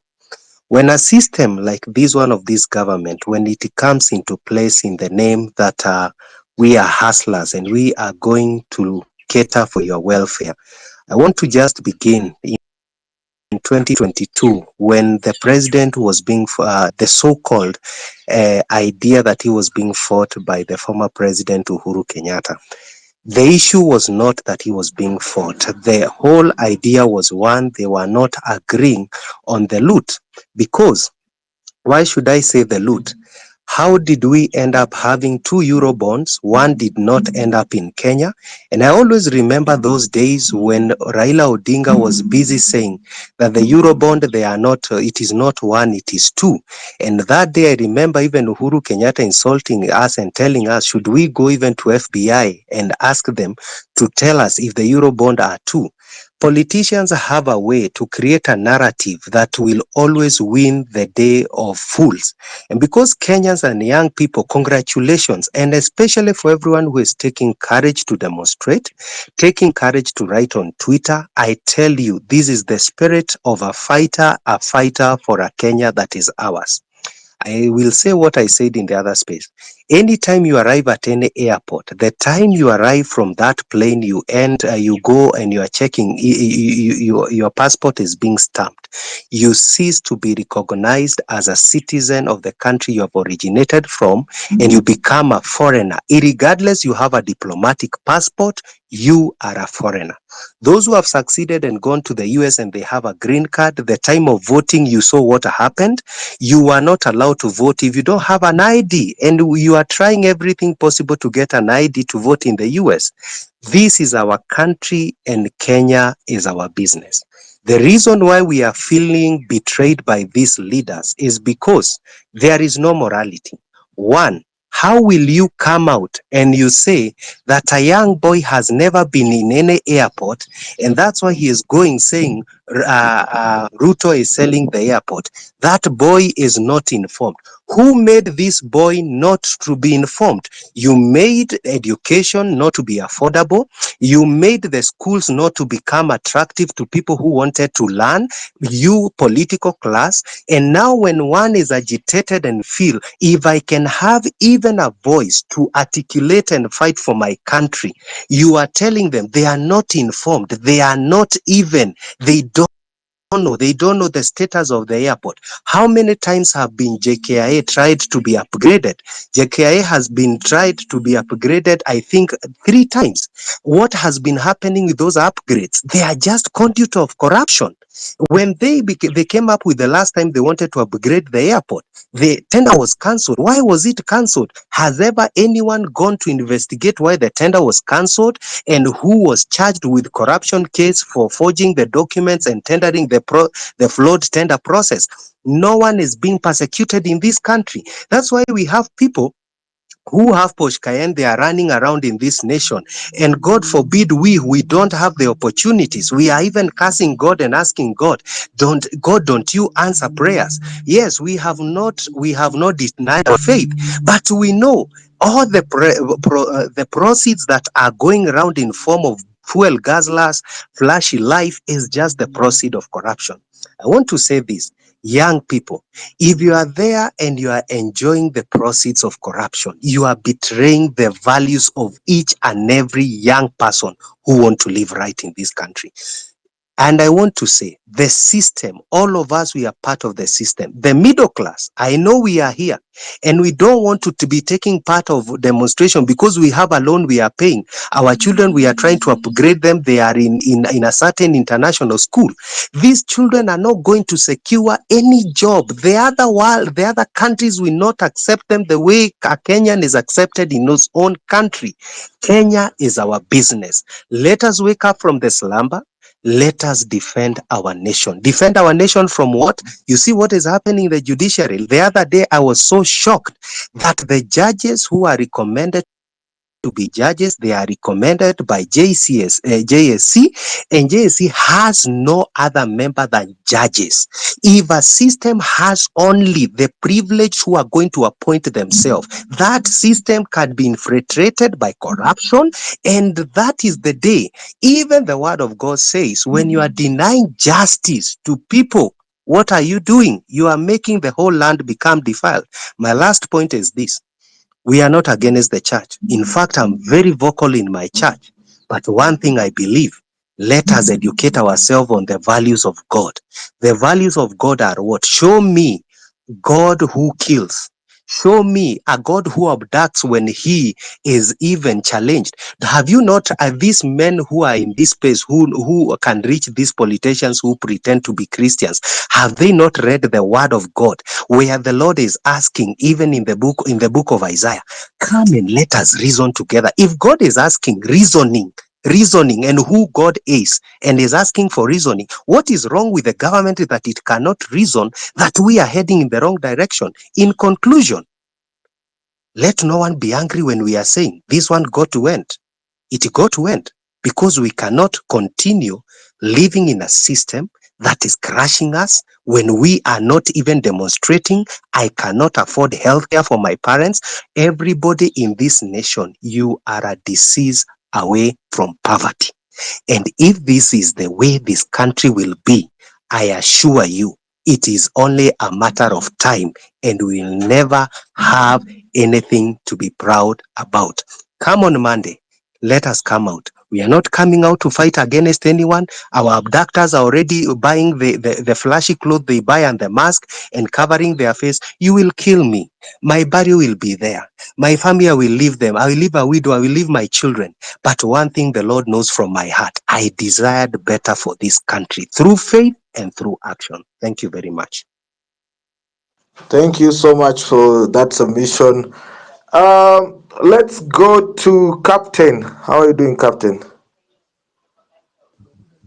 Thank you very much, the co-host, the host, and the rest of the other speakers who have spoken before me.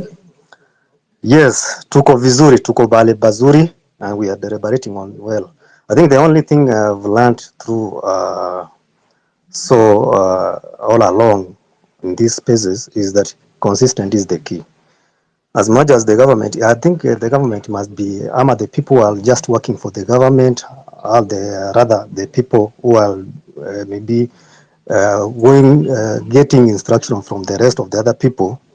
There must be, I can be able to say that they are lacking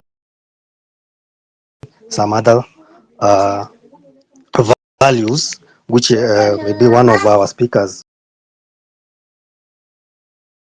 earlier on said here. So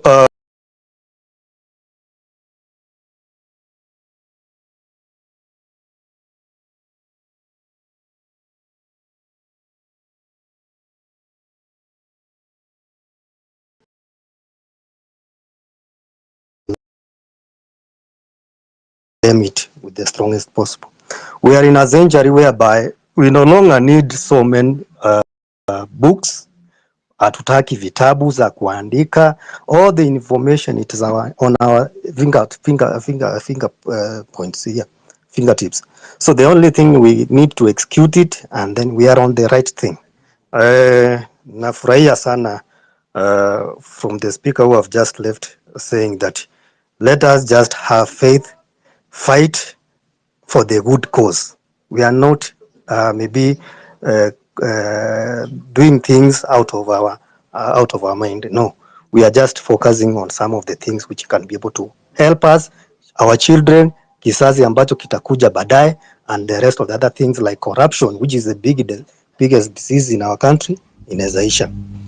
Now, most of our speakers here again, wengi they can be able to give out more information regarding their frustrations on what is happening. So niko na only 2 points here. I don't want to maybe kuongezea chenye wenye wametangulia wamesema. One point is that let us just get out.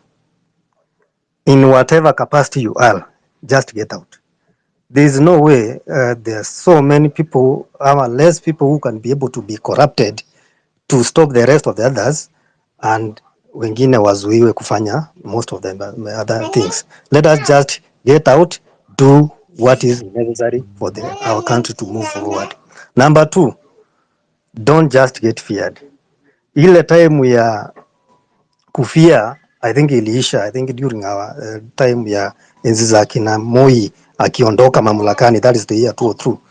So wherever we are, tuko enzi ambayo we are fearless as the movement, just the way it started. The only thing here is that strategy yenye ilikuwa July, we can be able to improve it. And there's another speaker here who said that this time around is not maybe surrendering to whatever the people. Kama ni hiyo maandamano from that day, that's on Monday, all of us, me included, tunatokelezea until we just get to hear watu wametolewa na where were they and who was responsible for them.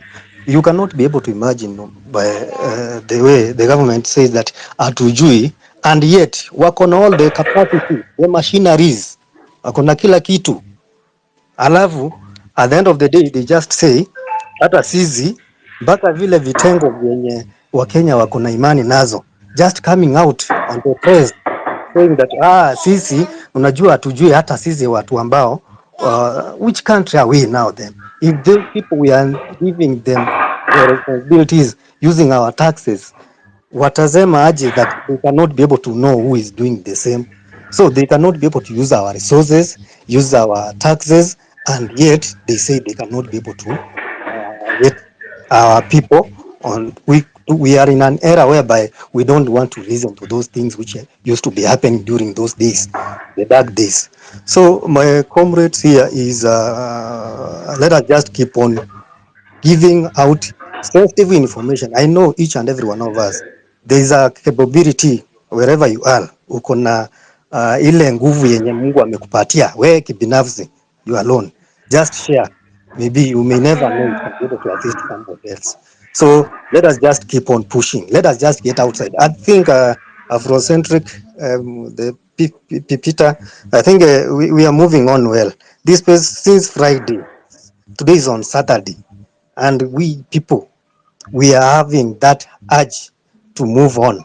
I think that's something which I can be able to commend each and every person here. It is not by the grace of the Lord. Let those ones who keep on saying that, oh, nyinyi watu wa keyboard warriors, just keep on yapping on there, and maybe tutaona mahali tutakuwa. Hao ni watu wachache, my friends. They can just be able to say so on the platforms. And something which is embarrassing again, those people we entrust that they do have a huge following are the ones who normally fail us. Using their masses on their social media platforms, they are letting us down because they think that we are just worshiping them. Let us just not put more effort on those shenanigans and let's move on the right direction. We are moving on the right. I tell you guys, tuko kwa mahali pazuri. Hakuna mtu ambaye anatuambia tuko mahali kwingine. This is the focus, and one day, just a day, our country will be liberated. Our country will be liberated. There is no way this regime can be able to tell people that tumewajengea nyumba and then hakuna hata mmoja wao wanaenda kuoccupy hizo nyumba, kuenda hata watoto wao, they cannot even leave those houses. What kind of people are those? Aya, mtu hao viongozi wenyewe, they are telling Kenyans that oh, nyinyi mnaweza enda mtipigwe na SHA, you cannot be able to pay anything. Have you ever seen any person mwenye ameingia, any politician mwenye amefanyiwa matibabu bila malipo? Any of those ones? And then they are yapping that we, the people, we want to see who are those ones who are being are responsible for those ones. So I'm encouraging each of them, let us not listen to these ones. I think huyu Ruto and the rest of this team ni kama wamechukua hiyo just stamping, saying that they are the ones who normally know what to do. So fellow comrades, I'm with you personally, with all my resources, with all my energy, with all my wisdom. I'm with you. In my whatever capacity I am, I'll be able to tokelezea on Monday. Comrades fever. Thank you very much. Let's just keep on injecting. Let us get more information from our friends, our guidelines here. I think to go well off to move on. Thank you very much. Asante. Yeah, anonymous gift. How are you doing? Anonymous gift, mom. And mute your mic if you can hear me. All right, Ronyo, mambo. Hello, are you getting me? Yeah, Pupit. Just a minute, Ronyo. Yes, Hello? anonymous, I can get you. Talk to me. Okay, how are you guys? You are doing a good job. You are doing a good plan. But what has made me just to talk now is just to tell the truth. Somebody around this group here that is listening and is against these Gen Zs. I know he's there. He's paid. You must be careful because you don't know your tomorrow. You don't know the plans that you are planning will turn against you. This person that is listening, they know themselves. They have many accounts, but they are just pretending to be within you people. I'm not a Gen Z, but I have to tell you the truth. That's the only thing, to caution them. They go even in your accounts with different account number, with different names, but they are after Gen Zs. You have to be careful. You don't know about tomorrow. That's the only thing I wanted to assure them. They are there and they are listening. Are you getting me? Yeah, we got you. We know. We have been knowing. Yeah. They yeah. They are there and they have to know that whatever they are doing and whatever they are planning, it shall be turned against them. It doesn't matter when, but the money they are eating will turn against them. Only that. Thank you very much. Okay, thank you so much for that. Ronyo, Yeah, Pupita ni aje mtu wangu. poa sana mzee. Kwaje? Thank you. I appreciate. Thank you guys for what you're doing. I'm happy. You know, Anonymous anaogopa kuwataja hawa jamaa kama kuna mwenye anaitwa hapo Kige na Bianca au ma idiots au ma bloggers wa government. I mean, I'm sitaki kuwatusi sana lakini ni mang'ombe sana hawa watu. Wakwenda kabisa wanajifanya hawaishi Kenya yenye sisi tunaumia pia. Mang'ombe wao. So they should know that this movement is for everybody. You know, hao wanafikiria wao kwani hao mabloggers wa government wanapatiwa 500 hapo hivyo when na hata wana hiyo complimentary insurance cover yenye hao watu very arrogant people akina Ichung'wa wako naye na akina Murkomen. Murkomen anasema hapo ati that since Ruto took power hakuna mtu ameuliwa na polisi. Ni kama wenye walishutiwa hapo nje ya parliament, au sio? Watu hao ni ng'ombe. These people are very useless and arrogant. Ruto anasema mapepo, sasa mapepo inamkujia, atafunikwa na hiyo mapepo.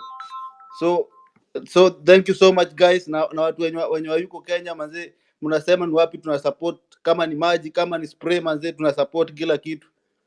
So thank you so much Peter, God bless you. Acha ni drop mtu mwingine achukue, na Ruto ajue wale watu waliita mapepo wanamkujia sasa, hizo mapepo zitamfunika. Thank you so much. Thank you. Bernard. Okay. Bernard Media. Peter. Yeah, who's that? Oh. We have a line. We have a line. Bernard Media. Talk to me. Okay, thank you for giving me this platform. Changu ni kusema thank you guys for this plan that we have stood so that we can fight for our country.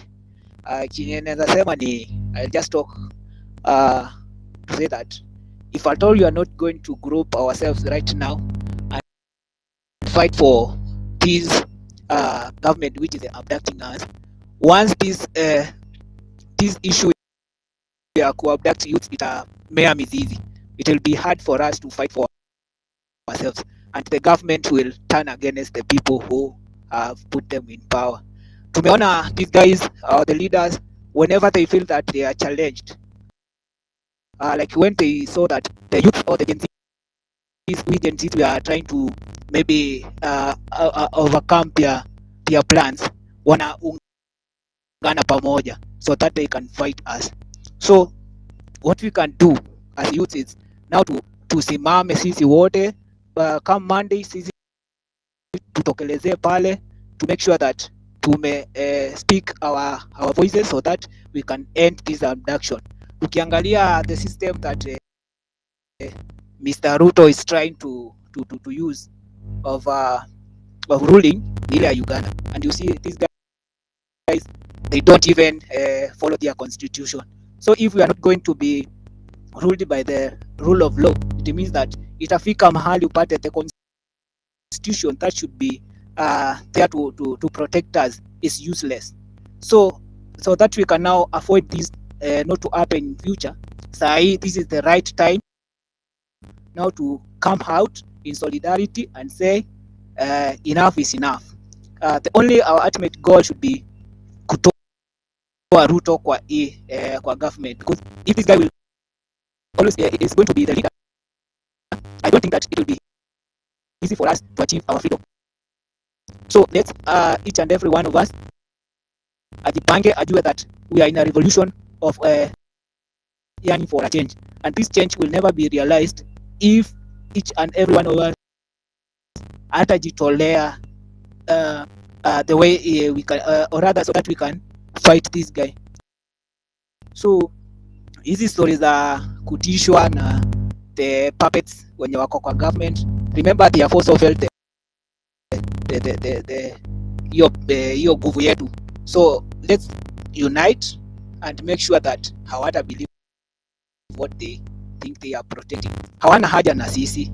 So if at all you are not going to stand together and fight, don't think that you are going to achieve it. So kila mtu mwenye ako kwa hii platform, and even those guys who are not around, tunaenda tu tunawaeleza by Monday, let's come out massively and fight for our freedom, because if a government is not guided by a rule of law, it means that the constitution we are having is just a useless paper. Na Ruto ametuonyesha it doesn't care, and even he is so superior than the constitution that has been fought for by our forefathers.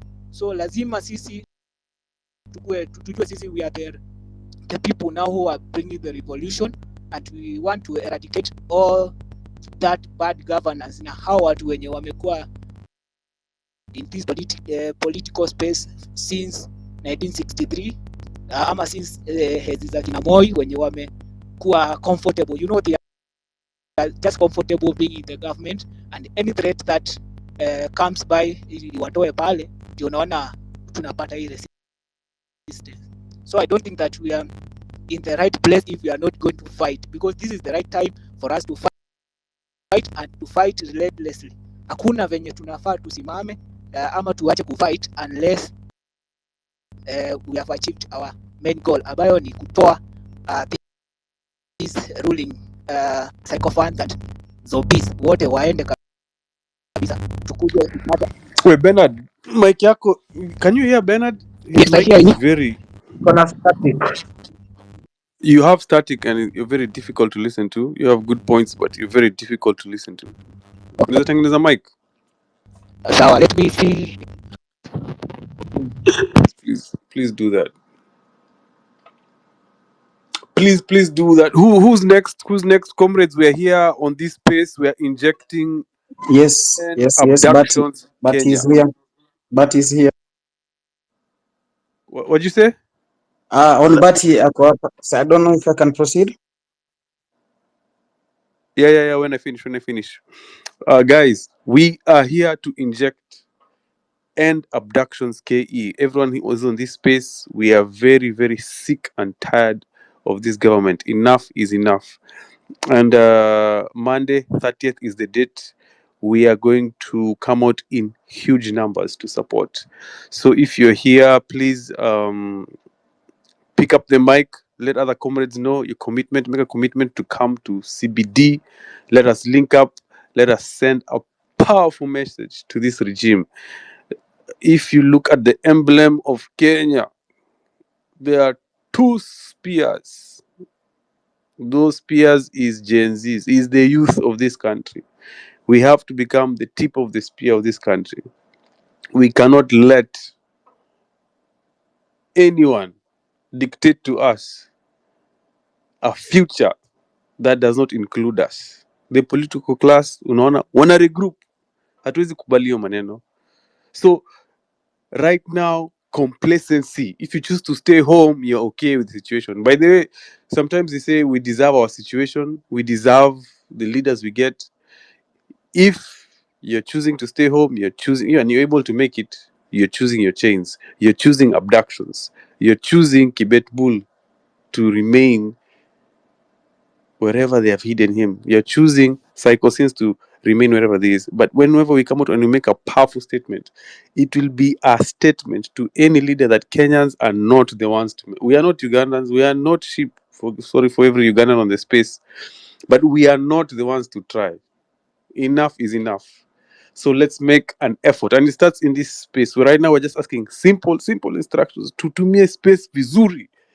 Gava wako na do more than we can ever. By the, kila mtu hapa anajitolea. Ngoja naongea. Nani anaongea? Wait, let me land, please. Gava wako na pesa mingi. They have bought bloggers. This is factual. People are sending out different tweets to confuse us, to demoralize us. Na kila mtu hapa kwa hii space, mimi sijui nani analipa kwa hii space. Mimi silipwi. Kila mtu hapa anajituma. We are about to put ourselves in harm way. Kila mtu hapa anajituma. So when we say, hey, listen, hasa nalipa watu wako na account ziko na 1 million followers, wako na 600,000 followers.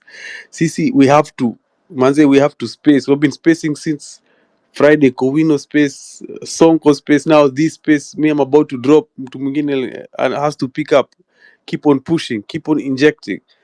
Like we have to do 10 times the amount of work to make sure that we are getting our voice heard, that we are trying to stay ahead of the conversation. Now I say don't give up. Let's encourage each other. I say, Akabanga, what are you saying? No, ndakumbusha wasee mazee, as you fight for your rights. Can you guys hear me proper? Yeah, go ahead. Yeah, so as you fight for your rights, tukumbuke mazee, Gava sent us to go learn skills. Some places they don't imagine we'll come back to hunt them. So as you go fight for your rights, kumbuka, be able to be trackable. Ambia somebody unaenda wapi. The tag I put on the Jumbotron, can it help? Tenione. No, but they afro. Ndakuandikia. Unacheki ndakushow. Anyway, so as you enter this sphere, kumbuka, kuna Wakenya wengi mazee, tuko place mob mazee. Musongwaro, I've been in places hapo Kenya mazee you never imagine, but Musongwaro. But I don't live in Kanairo, Neshi, yeah? But I'm still a state man. So fight for your rights, fight for your rights. I want to come back home and feel safe. Sawa. But let's play the game. Like, let's bring them to the Gen Z. Una get? Now, they can trace my voice, they can trace my whatever, but tuko poa. They will see where I am. They will. You get? So, Afro Maze, I want them to know that, like, Maze ni poor, but, like, please be able to be trackable. We want to be able to find our people whenever. Like, I don't want this shit like, oh, Maze. No, I want us to be able to find you within 2 minutes. Maze, there's so many people that were sent from Kanairo to go study elsewhere. Speak to us like Wakare Nyamu. What do you mean when you say be trackable? That is a very Okay, so what do you mean? Unatoka Ukambani uenda maandamano. Who knows umeenda maandamano? Who knows? So simu iko wapi? Ambie nena maandamano. So have an Apple tag, have a Samsung tag. Like Maze, there's a way you can be located. There's a way your family can actually search your phone, search your location. Now, there's a way the government can search you as well. There's a way government can search me right now. They know where I am. Kibet Bull was attacked, was abducted, I believe, and his phone was switched up like 10 minutes. Yes, but again, we In can that scenario, what's the solution we in that can scenario? reverse search that phone, but we don't know that he's going there. That's what I'm saying. So Like, what do you need to reverse that situation? okay, tell the next person, Maze, hey, naenda hapa hivi. Naongea I'm talking from a technical perspective. If you switch off your phone, what do you need to be No, able to track a I'm switched talking off about phone? Monday. I'm talking about Monday. So, nuna Okay. maandamano. Yes. Usiende tu hivyo hivyo. Maze kuna wase hapa hivi like I can see them. Like the issue is that people think Maze, you know we saw the government the devices that we use. So what we're telling you is like people paid for us to go study abroad. And now we can use the devices on them. So twende alafu kumbukeni Maze usine tu hapo hivyo hivyo. Tell your person, tell your neighbor, Maze niko hapa nafanya upuzi. Anyways, Afro. Yeah. Bye. Thank you so much, guys. Be Can I? traceable, be trackable. Let me pass the microphone to Yes. Honorable Bernard. Hey, umekuwa Oh, interrupt. You better have very strong points. Vile umekuwa unmute. Go ahead, yes, Mike Nyako. 3 minutes. yes, Bati. Hello comrades, Afro na Yeah, we kila can hear you. mmoja Go ahead. kila mmoja Mkenya wenye tumejumuika pamoja mahala hapa. Nashukuru sana, ni muda mwafaka mzuri sana. Lakini hii Christmas, no Merry Christmas. Let our slogan be no Merry Christmas, no Happy New Year, because we can't be happy, we can't have a Merry Christmas when the abduction has been continuing in our society. Hakuna venye tunaweza endelea kama mambo yale tunayotarajia yaendi salama venye tunavyopaswa kukua. Kitu ya kwanza, jambo la kwanza nataka kuzungumzia ni ya kwamba hatutaki serikali yenye ina rule. We don't want a ruling government, but we want leading government. The government that can lead its people, not to rule its people. But the one that is in the same regime we have now, it is ruling its own citizens. It's not leading its own citizens. There is no way, we are not in the dark age whereby nothing could have happened to so and nobody is reporting. You will hear it after 7 years, blah blah was happened, this one happened, this one that way. So we want a reform governance whereby people with a deeper understanding and that kindness in their heart, not that people without the heart. We need people with the heart of flesh, not with people with the heart of stone that cannot feel and cannot think of their tomorrow. The government holds our security. The government holds our economy. Government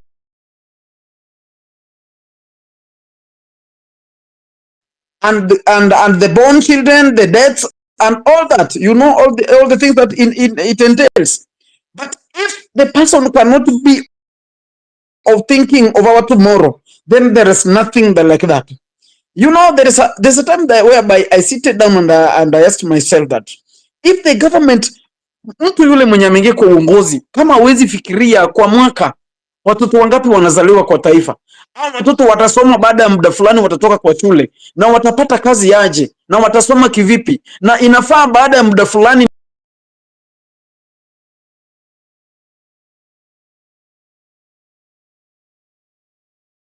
kufikiria masilahi na usalama yetu. Kazi yao ni kufikiria jinsi wanaweza oppress na kusilence people as they continue doing their own evil things. This cannot rain again in our society.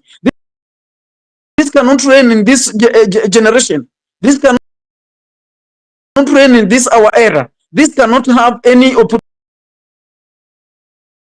Ndoni nafasi hatuwezi peana tena. Kwa hivyo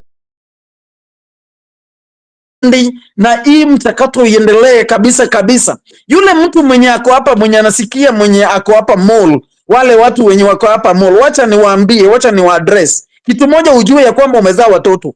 Kitu ya pili, ujue kwamba uko na familia. Kitu ya tatu, ujue ya kwamba we pia watoto wako wanaangalia future. We are not here to oppress someone, but we are here to fight for our rights of tomorrow, the rights of our children, the rights of our generation. We are not here to play with the Kenya. We need our nation back. We need our country back, whereby everyone has got nafasi ya kujiexpress kwa kile ambacho ana feel kwa roho yake haiendi vizuri. Maana taifa ni letu. Taifa si ya mtu mmoja, a certain person ambapo ndo atupimie mahewa. We know we are here and we are all Kenyans. The 56 million people. We cannot be controlled even with 5,000 people. That one, the quorum cannot even enter. The quorum cannot even listen. 56 million people cannot be controlled with some few individuals. We are saying no to abduction. Thank you, guys. God bless you. I'm Honbati.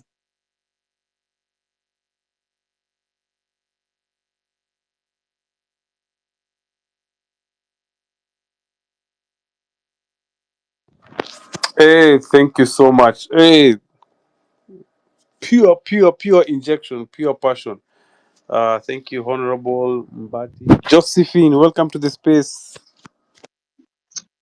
Thank you, Afrocentric PPT for co-hosting, and all the speakers. I really want to appreciate you. Good afternoon, good morning, and good evening as per your timelines. Thank you so much, Cedric, for actually taking your opportunity to gather people here, because it's key, it's important to know one thing, that we only have one country, which is Kenya. And for me, if you would agree with me, actually we would be tilting right now, because for one reason, Ruto has shown to be a symbol of unity of this country. And we cannot have unit where people are being abducted day in, day out. We cannot have an abduction, we cannot have a unity whereby people are deprived their health. We cannot have unity in a country where people do not have education. We cannot have unity whereby agriculture has been tampered with, and we are being faced by famine very soon coming, because we cannot use our indigenous seedlings that we've been planting all day in, day out, and we've been surviving on this. Fellow Kenyans, a time has come. We just need to write down. Very simple. Ruto, you are a symbol of unity. Tell us why you think you should be the president of Kenya while we are facing abduction every morning and every evening and every moment. Ruto, tell us why you think you should be the president of Kenya while we do not have good health. Ruto, tell us why you think you should be the president of Kenya while we do not have education. Ruto, tell us why you think you should be the president of Kenya while power is being hiked day in, day out. Tell us why you think you should be the president of Kenya while the fuel is going up day in, day out. And name it, and name it, and name it. As we plan to go out there for Mandamano, he should be coming out to tell us why he thinks he should be the president of Kenya.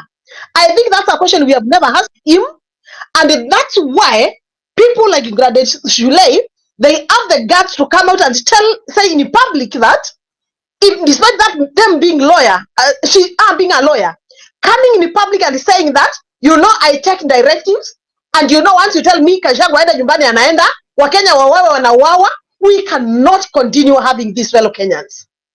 We need him to explain where is the symbol of unity from his part of view as a president, as he's calling himself the president of Kenya. Because for me, as far as I'm concerned, right now, Kenya, we have no president. And I have no fear or contradiction to say this. Because if our fellow people are dying day in, day out, parents are crying, children are crying, people are dying, and you are there telling us you are a symbol of unity, trying to gather your fellow politicians in place to protect yourself.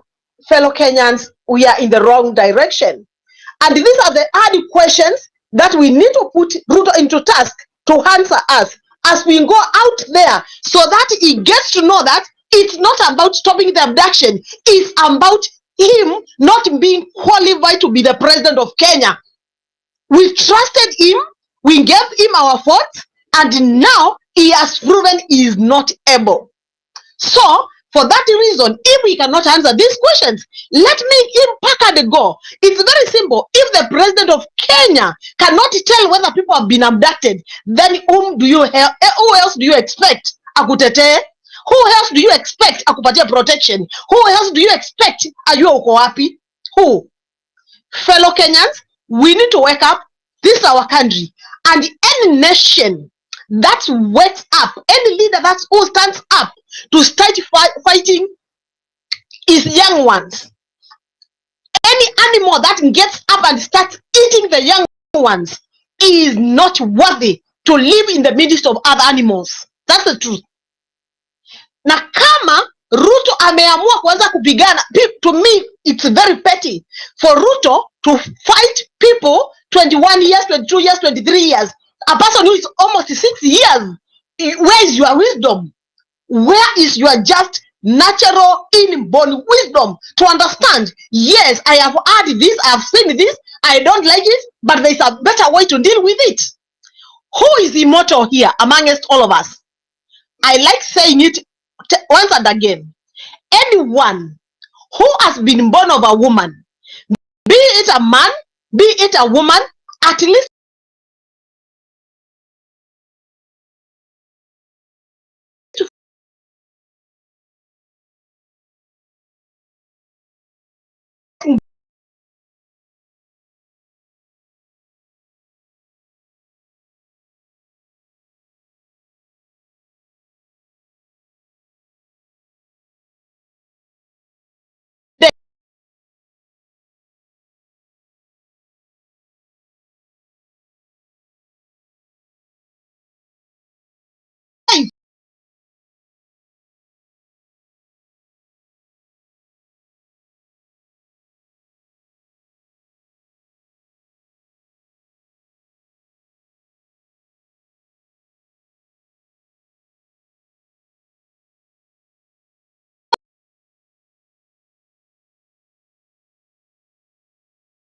of the president being dead, you have committed a treason.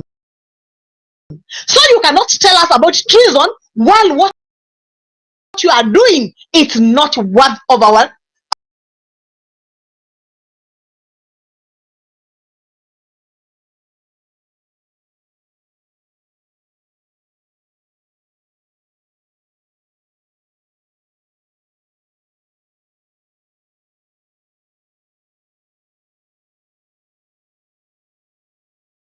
the youth, then is done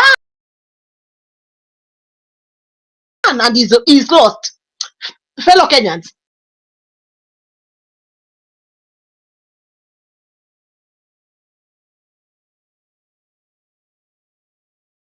how many people are back in the city so that we don't actually have a maandamano which is flopping because people are not yet back in the cities? How many do we have students still in the universities who can back up this so that we have the numbers? Because we need to remember, we have to be very calculative. So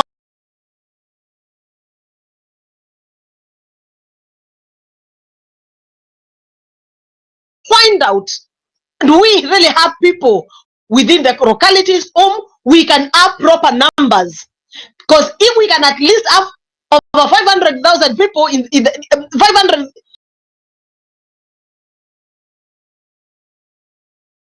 5,000 people in the city, then will be good.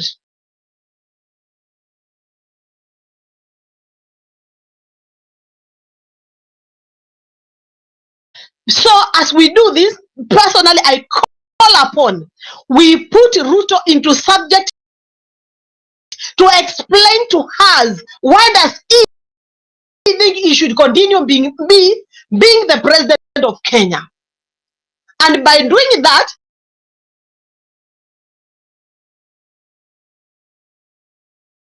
whenever somebody associates me my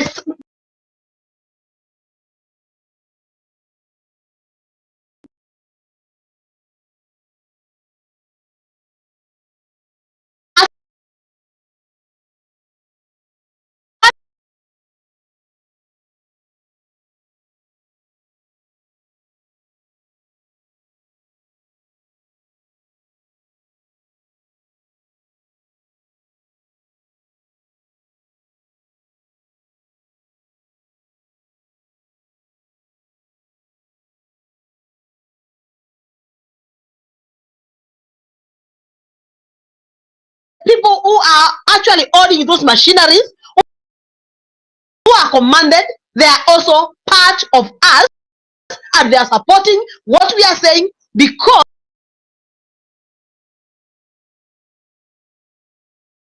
ninapoenda dukani kununua unga shilingi 100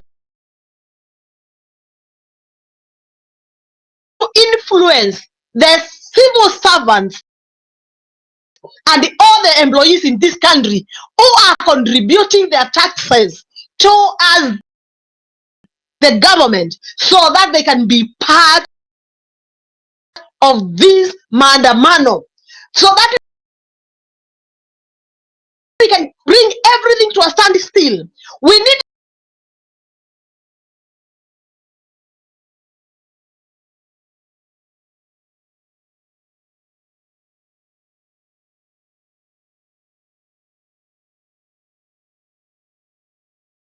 all go out there and fight. It's a noble cause for us to fight, and it's a nation that we are going to make for ourselves, for now and for the future generations, for them to experience and see, yes, this is the type of a country we want. Kenyans, we are too smart and we are too bright to be just in the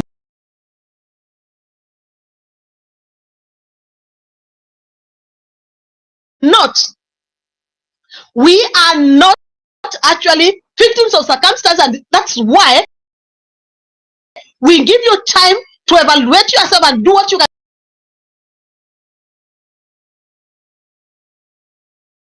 Execute President Ruto to explain to us why he thinks he should be the president. While abductions are taking place, he doesn't know. While people are dying in hospitals, he doesn't know. While he knows nothing about the country other than telling us we vaccinate our animals. We need him to now and 30th, so that he can tell us why he thinks he should still be the president of this country. Thank you so much, Afrocentric, for giving me the opportunity. Fellow Kenyans, thank you so much for listening to me. Let's keep fighting. Let's work smart. Let's make sure that we don't organize anything that will also cause people feel like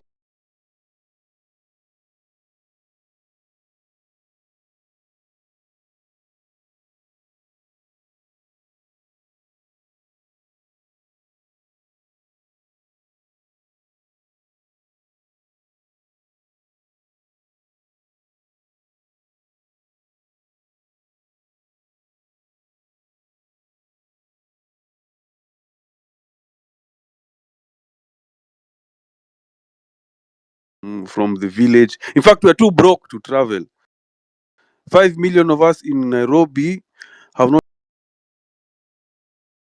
most have not traveled. 5 million have not left to the city. And number two,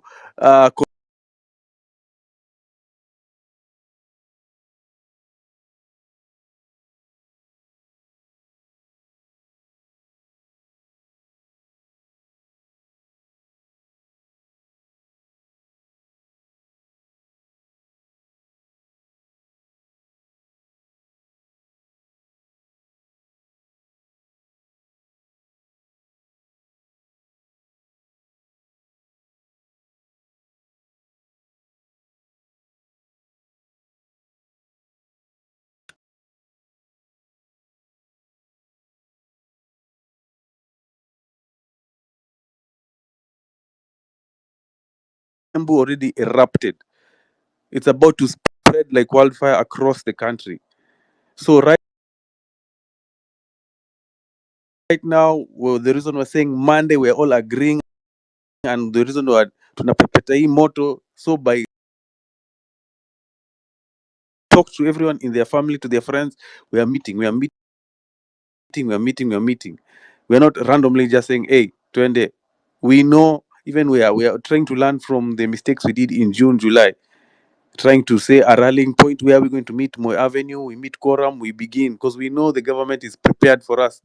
NSIS is listening over here. These people are here listening. So Josephine, we are going this Monday. We're not being, we are not waiting for anyone. Tutapatana huko mbele. And people are so passionate. Even we've had speakers here saying they are going back to back to back to back. Those are the energy levels we are on. That's the type of fed up we are on. We are tired of this government. That's where we are right now. So we are not listening to any distractors. And I made it very clear the character of this space. This is a radical space.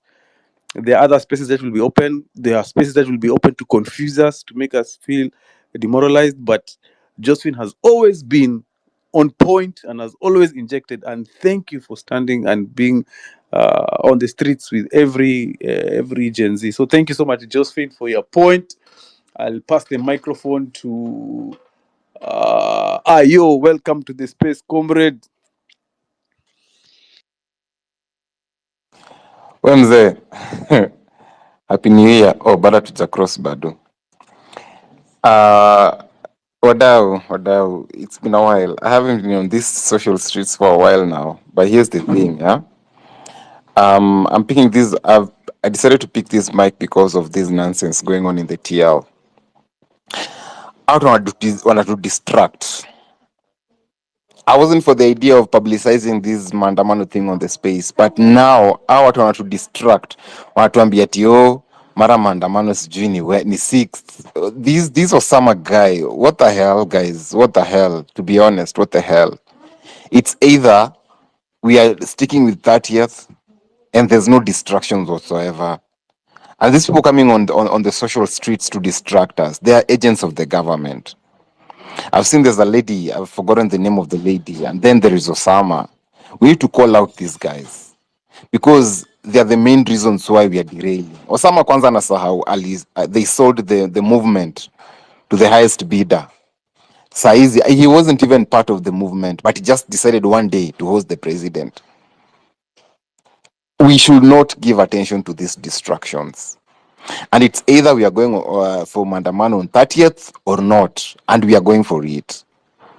Issue ya watu wengine kuja hapa wanatu distract na sijui nonsense zenye zi make sense. We really need to stop this BS.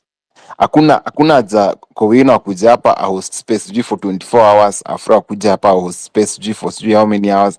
And I'll tell you for a fact, hiyo date tunafaa kwenda Manamando, this Osama guy atamka na ta host space. And some idiots watajoin hiyo space na wamsikize. We need to focus. We need to focus. That's all I'll have to tell everybody. If you're doing this thing, we have to do it. It's either we are doing it or not. It's either we are doing it and we focus on that day or not, and not listening to CGO distractions. You're going on the 6th. That is total BS. And we need to call out these people and we need to report these accounts because they're distracting us. Isha kina Junet wanasema sijui inaitwaje sijui ex users wenye wana post Ruto kwa whatever kwa coffee na wanafaa kuwa arrested aje. What happened to freedom of speech? What happened to that? This government has violated us since they got into power. They're still violating us and they leave still violating us, and we won't allow them. It is so uncalled for, and we need to stand up for that, because if we don't, we'll be letting down the people who died for us. I took my time to listen to that space whereby wase relatives zao walikufa kwa hiyo maandamano, walikuwa napeana their stories. I was listening to those stories and I was literally weeping. It is not right. We will let the fallen heroes down. We don't have to let them down. We are doing this for them, and we're doing this for the future of our children. So us listening to distractors and us giving attention to the distractors, we'll be letting ourselves down. I think that's all I have to say. I won't hog the mic for too long. Asante sana Ayo, thank you for your submission. Mkenya Daima, are you there? Cool. Can you hear us? Bugani. Nawasikia. So I was listening to that submission. Yeah. Are you ready to take over? Yeah. I'll take over from here. Okay. Thank you, and thank you, Ayo. And I think that submission was on point. Now, ilikuwa straight to kill. So I don't know whether Collins, have you spoken?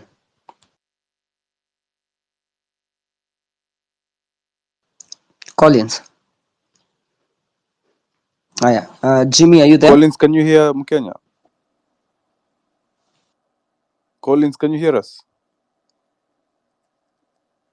Haya. Okay. Jimmy. Hello, everyone. I can hear you. I can hear you, but there are several distractions. Yeah, please go ahead and speak. 2 minutes. Can you hear me? Please, can you flash on 100? I think there is a delay, a couple of seconds. Okay, thank you. Go If ahead. I'm audible enough, that's okay.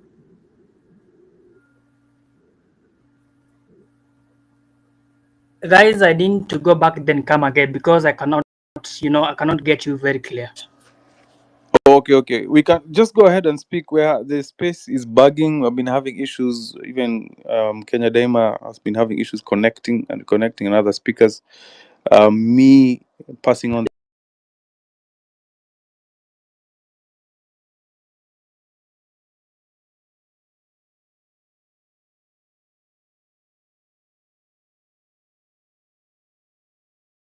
But speak, please, Collins.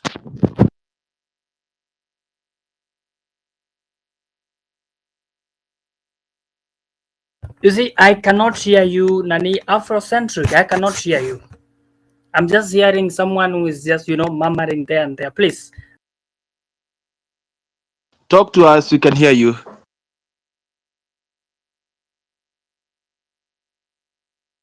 Next speaker, as he reconnects. Okay.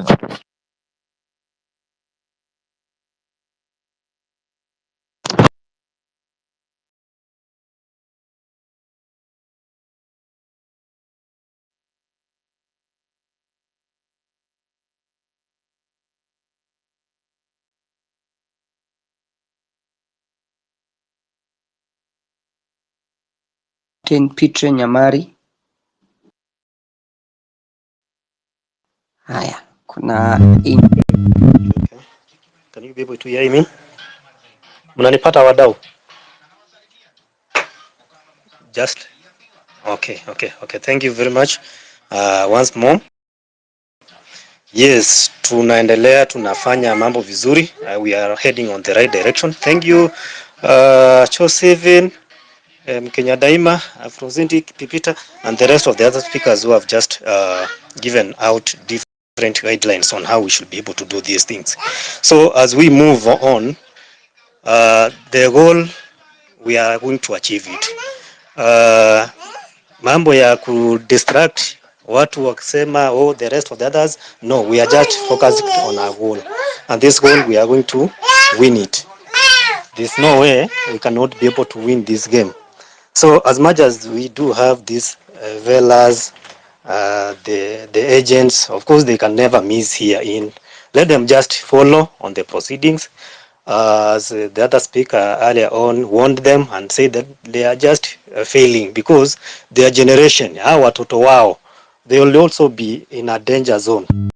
Just like the way our watoto wa wanasiasa, the watoto wa politicians, prominent people, they will be also in a different situation unless wahame tu inji wajipate kwa inji nyingine ama waweke polisi labda yenye watu hawatakuwa in a different way, but all along hatutakuwa kwa hiyo situation kabisa, na tunajua kwamba as the whole world. So we thank God that this time around tuko na hizi spaces where we can be able to raise voices. A long time ago, I think there's a time we used to see even a Land Rover and then you just run away. Things are not the same way now.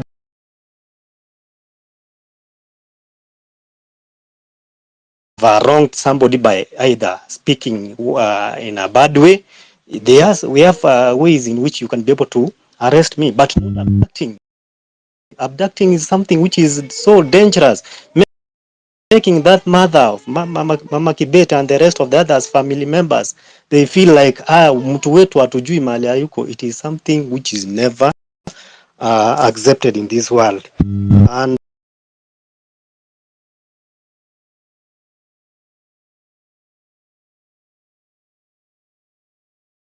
our family members, don't be paid, just use your money. Usipate token ya kuenda kuangamiza your fellow Kenyan in the name of defending, maybe kusikiza mkubwa wako. Long are the days whereby hao watu wenye walikuwa wanatoa command, they are no longer useful. So kazi inaendelea vizuri hapa kwa ground, as I can be able to tell you right now away in my cocoon around, I can be able to tell you that guys are very, very dangerous. Actually, we just want this game to be starting right away from now, kuanzia today, as we speak, as we have the space, until by the time ikifika tomorrow Sunday, definitely Monday we shall be on the way forward, marching to the free incentives on how we can be able to be maybe self defense as well. Kuwa unatembea mahali unatembea, just know there's nothing like usipojihami wewe mwenyewe, there's some protect you. Afro, thanks. Wacha ni drop mic and then the rest of the others can be able to give the guidance. Asante sana.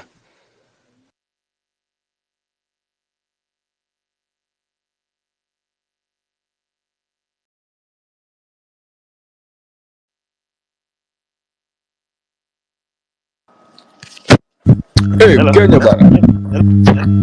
Yes. Umemaliza kuongea? Amemaliza kuongea kabisa. Kuna the network is really misbehaving. Mpaka hapa naona our brothers from Uganda is here. I see my brother from Uganda is here, and what's happening is most of the challenges that we are facing, they are the same challenges our neighbors are facing. I love the other thing is hii kitu haina plan. You get in a plan. Sisi hatuko hapa plan, tuko hapa tu kunotify that on Monday tutatokea. You get, hakuna ati sijui za maji ama nini, hapana. You are a Kenyan, you feel like you are pressed because no one is safe. Whether it's me Mkenya daima, whether ni Afro hapa, whether ni Pipita ama ni Ayo, no one is safe. So on Monday, the only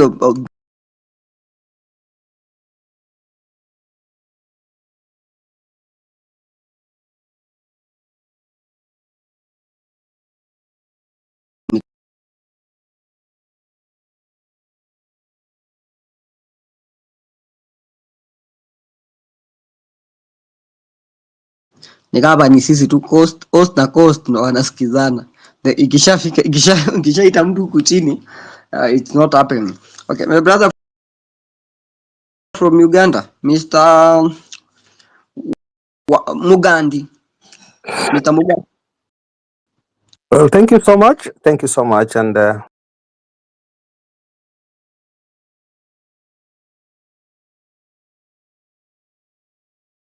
Ugandans can hear that you are doing it. If you have seen on our side the tweets that are coming from Mhozi's son, Museveni's son, tells you how much deep we are in trouble. But whoever is a spy, the spies on this wall abducted from Kenya. If 30 Ugandans can be abducted from Kisumu, then you just know Uganda is deeply involved in Kenya. And so I am here on this world, they are here on this world, because for them they are tracking us. But a liberated Kenya almost looks like a liberated Tanzania. You are playing a great role, and as Ugandans, I've just invited them, and I've picked this microphone to encourage them to let them know that it can be done if our brothers in Kenya are doing it. And we are sharing this because Muhozi and Museveni is basically the problem of East Africa and the problem of Africa. Imagine NATO is coming, NATO, whatever you call it, is coming to conduct a military exercise in Kenya. Why? Why would you come to conduct a military exercise in a Kenya that is troubled? So let Kenyans be brave enough. You never know who will join you. Because the young people in Uganda are equally suffering like yours. The young people in Uganda have been held longer. We have been in incarceration for 40 years. Not only those who are in prison, in fact, us who are outside, even maybe the other ones in prison are kind of safe. But we who are outside are more worried.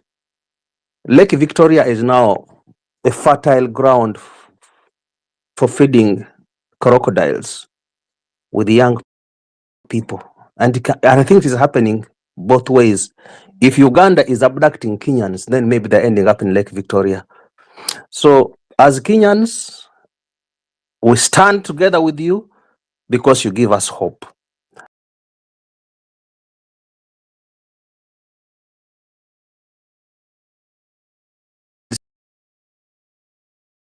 If Kenyans do it, let it not come to us, say the Kenyans did, we start just speaking and admiring. You cannot hold a space of 50 people in Uganda. You people are holding a space of almost 1,000 people.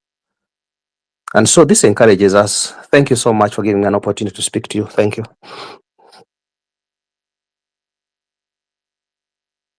I'm grateful that whatever we are doing here has an effect also to our brothers out there. So I'm going to request the engineer Ben FX, electrical engineer and forex. Ben FX, are you there, Ben?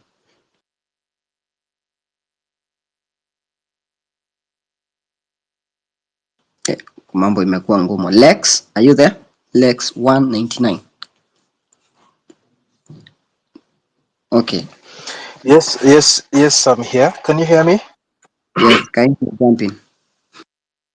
Okay, thank you so much for the opportunity.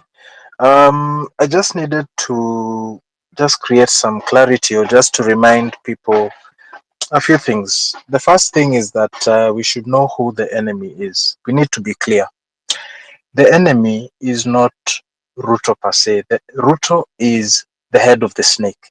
The enemy is the political class.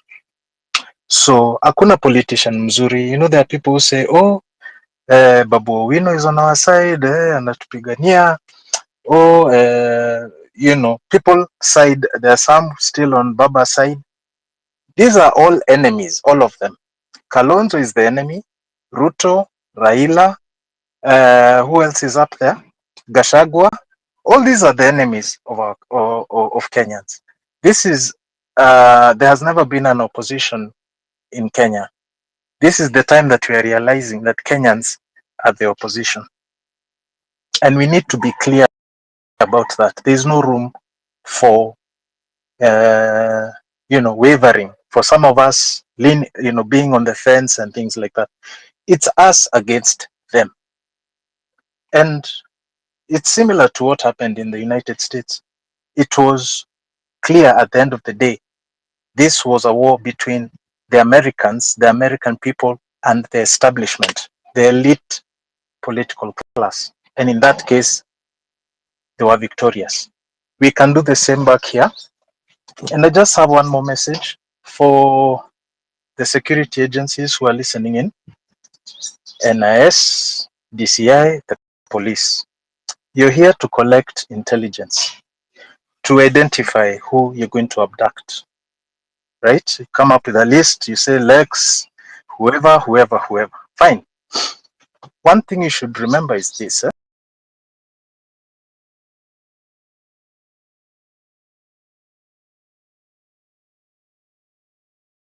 Collecting info about us, your fellow people, mnaenda mnapelekea pale wakubwa, a class that you do not belong to. This is the political class. You're not some NIS guy who is listening in. You do not belong in that class. You never will. And you should examine yourself. And the people in NIS are here very smart. So you should know this. You're on the losing side of this eventually. You need to look at do your research. Do your research about revolutions and see on which side you will fall on. The ruling regime never wins, ever. It may not happen this year, it may not happen next year, but they never win. And for as long as you're on that side, you're the enemy. So we're not intimidated, because honestly, me, I look at these people like Kenyans. They're Kenyans like us, but they are misguided and they have lost their way.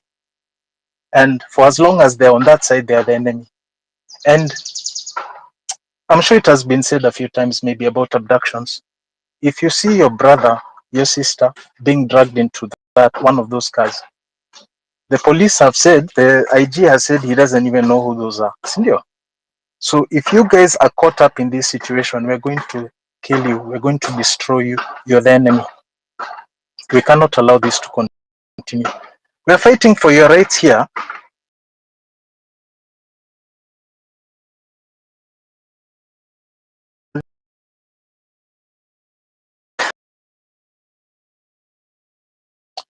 I think we've seen way too much.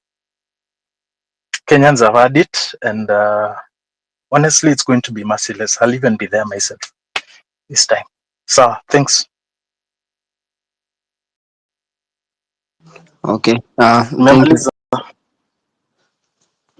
Okay. Yes. Yes. Thank you. Thank you for that submission. I can see some users. Kawin, I don't know whether you are ready. What I'm going to insist on, we shall put the date on Monday.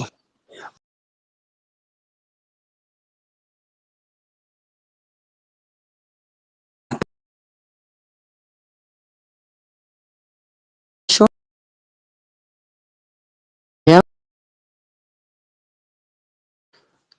Nini. So let me invite Kowino. Alafu. Wacha nianze na Nothing. Nothing, are you there? Niaje? Nothing. Oh, hi, I'm Kenya. Hi, guys. As usual,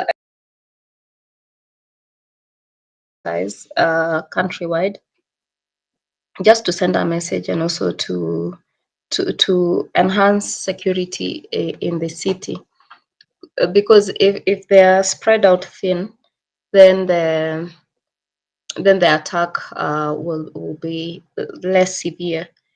And also to pass a message that, it's enough. I have a very strong feeling they might be released tomorrow. And in the event that they are released, we should still push this message, because we cannot be, moving around like we are on a bump, and then you climb one, and then there are like 1,000 others, because there'd be another person getting abducted. So we can encourage people to hold vernacular spaces to sensitize communities in the villages to turn up for just to send a very strong message, because it is very upsetting and annoying, but we know for sure they will try and disorient us. I saw a tweet that says it looks like they will definitely release them, but in the event they do or they don't, protests continue. Thank you. Asante sana, Nothing. If you still also want to continue speaking, you can continue before I call the next speaker. So, Nothing, it's still your chance again. Just want to hear you speak.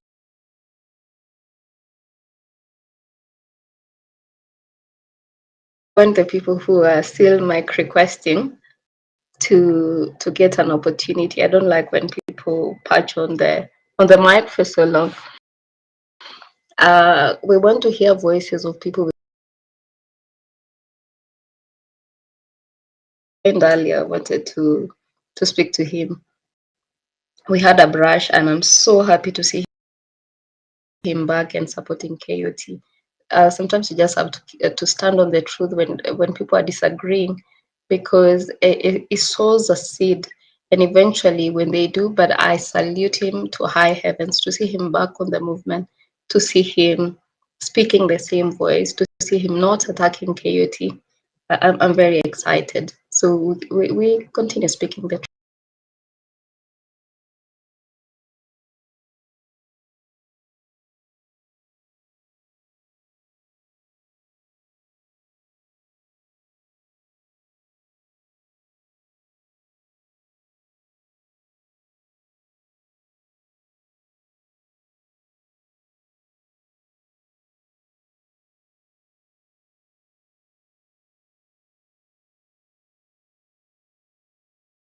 People have to be open minded. Hapa said tunajua tactics za gava.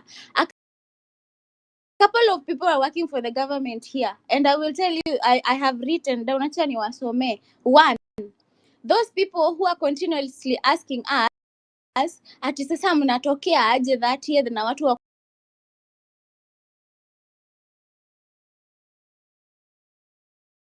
kina nani huyu mjinga anaitwa aje Sudi huko ndio wanaenda kupangisha wamama line wakiwapea 2 liters of oil, especially ushago. So if you see any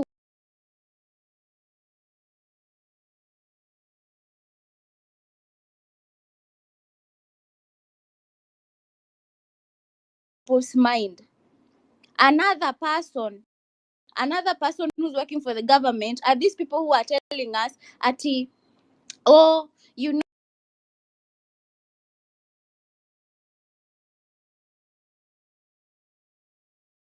kuzia watu. I am watching you. In fact, I have been online tangu juzi. Mi niko online 24/7.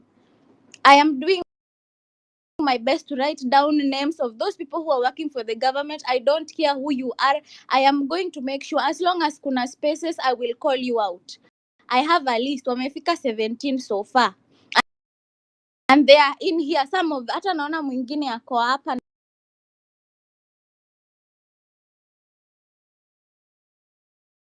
Let us use our third eye and be sure to call out these people who are trying to put doubt in this movement, because at the end of the day mtu asijaribu kukwambia ati ati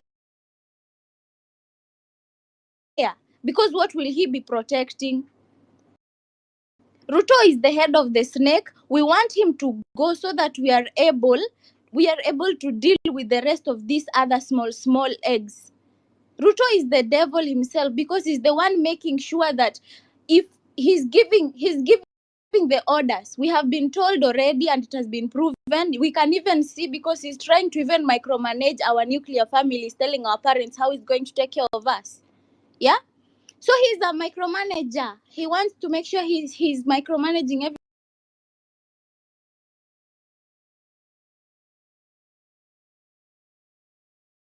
So he goes Faruk Kibet atatoa wapi nguvu ya kutuaddress akitumia 5,000 kulipa number 1 kwa mbio. It is him that we are trying to get rid of. Stop not using your. Ruto does not care about you. He's only hiring you because he wants you to help him protect his own nini hizo mavitu ameiba. Sawa. Tafadhali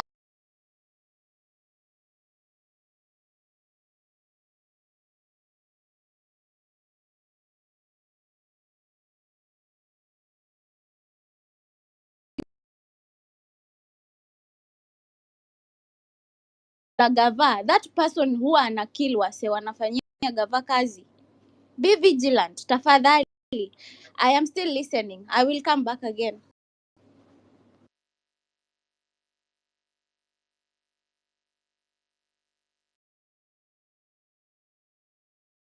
Did she drop ama mi nasikia zangu? Niko hapa. Ameland.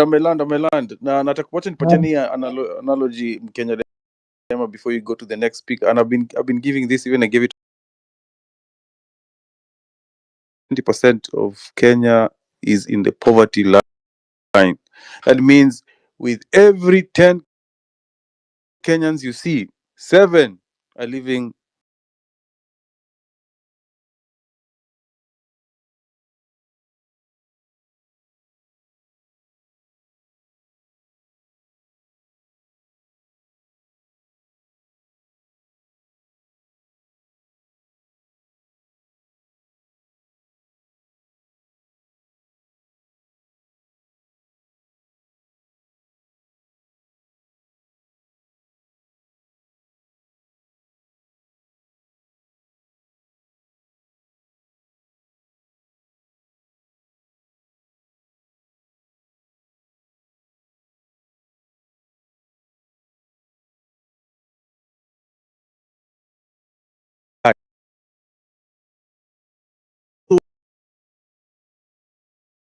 standing, hey, enough is enough.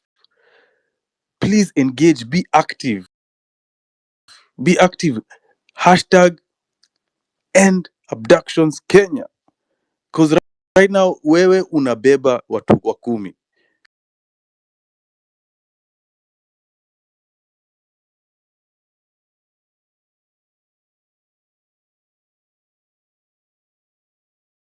And I like how all the speakers are speaking, how Josephine is speaking, how Ayo has spoken. Even my brother here from Uganda, he's coming saying, no, if you knock Ruto down, even ripple effect. So when we meet like this and we are trying to touch history, because right now we are trying to touch the pen of history to rewrite our story. That's how serious it is. Because a lot of people are passive. People can live in chains for years. It's well documented. Black Americans for 100 years lived in chains. We got when the colonial masters came here, 65 years since 1800 up to 1963.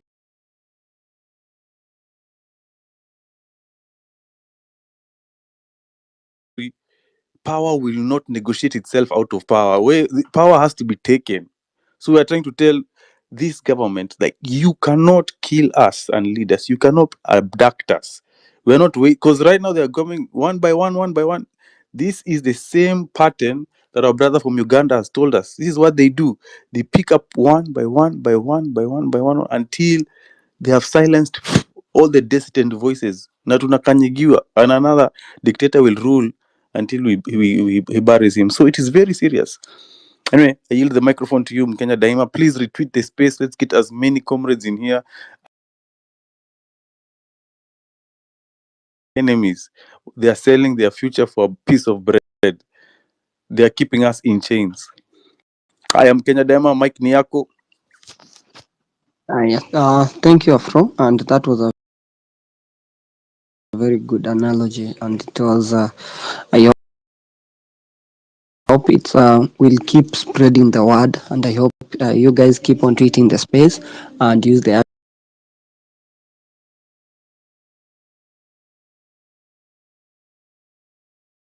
like post how venye umejipanga pia, just post venye umejipanga on that venye una plan kujipanga on Monday. Meanwhile, let me invite Kowino uko hapo?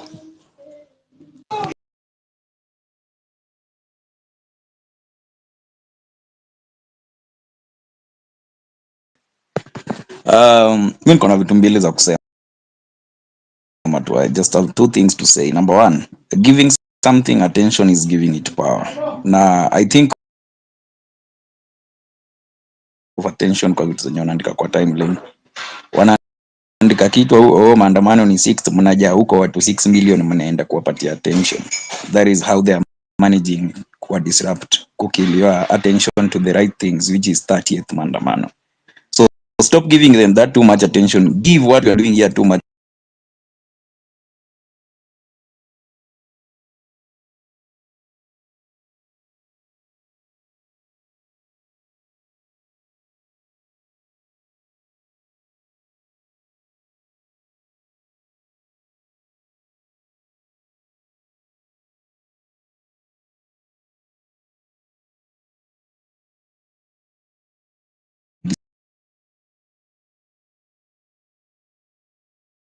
Here to listen to us or not, this is the place we will do these things. So our element of surprise, our element of strength lies in numbers. So whether wametusikia ama hawajatusikia, tukiturn up in numbers, we can achieve whatever we want to achieve.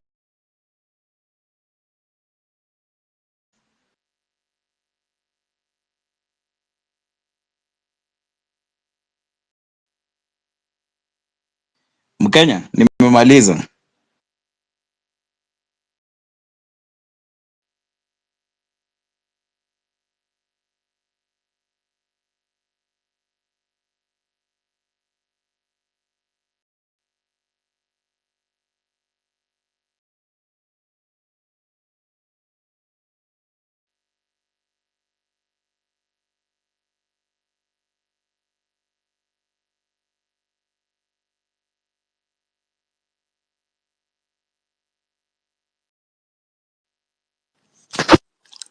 Mkenya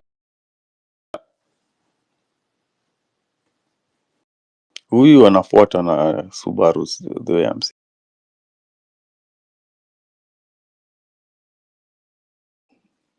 Kaka, I hear there are 2 Subarus outside your house. Have they left? Ras. Kaka vipi? Kaka vipi? Salama salimini.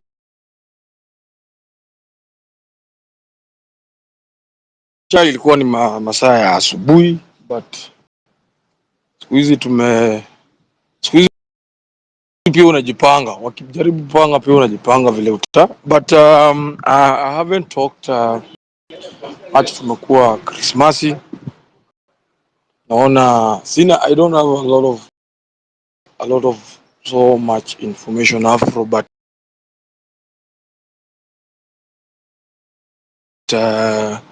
since ever mimi I tried we did try with friends kutafuta wakina Bena.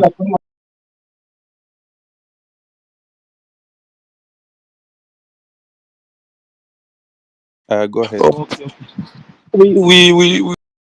We tried pursuing Psycho, Bena and others, but ni kama hii story hawa jamaa walikuwa washapanga kitambo, na what we can say as a people of this nation, I think tuliongea tukaongea, you saw them yesterday. It is a well coordinated affair, na I think ni information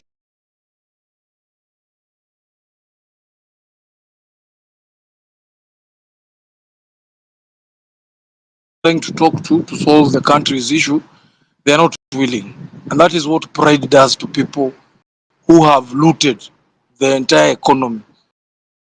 Hiyo ndio unaona, hiyo ndio kiburi. Unaona kiburi ya pesa na kiburi ya majivuno. Right now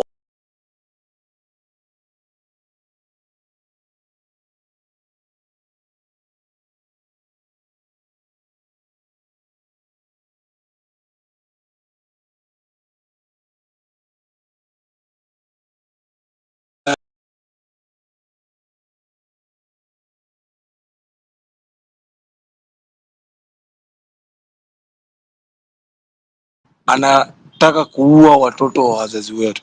What I would want to remind this president is that there is a time he was lamenting on top of a vehicle,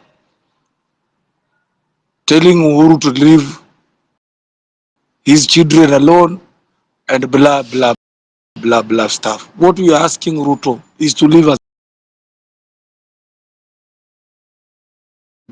since They have decided we don't have any other options. And I'm glad that we are going back to the street. What we are urging our people, let it not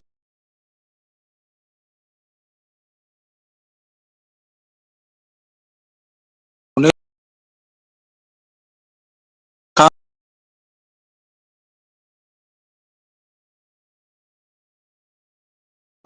if at all Ruto has refused to heed to our call, and if the international community has decided to give Ruto macho peke yake, wakati inajulikana vizuri yeye ndiye ambaye ana abduct using his boys.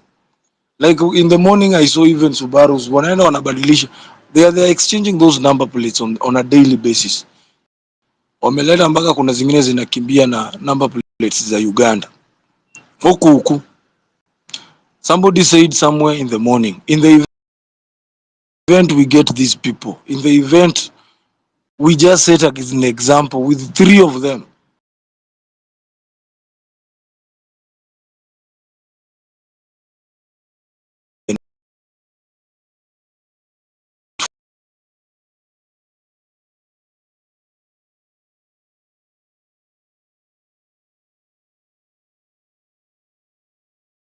administration to power, then the whole world should know. The whole world should know.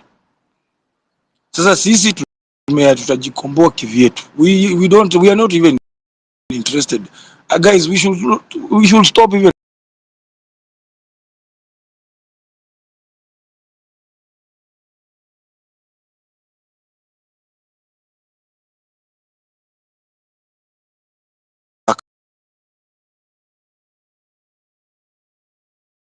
position is already in bed with government. So Raila cannot pretend to you at no. They know utakuja hapa utuambie ati we can achieve, we cannot achieve. The clarion call remains Ruto must go. Ruto must fall. Hata Ruto must die. Kama itafika ni hapo hivyo. Sisi tusilegeze kamba, kama tutaenda hiyo street. We have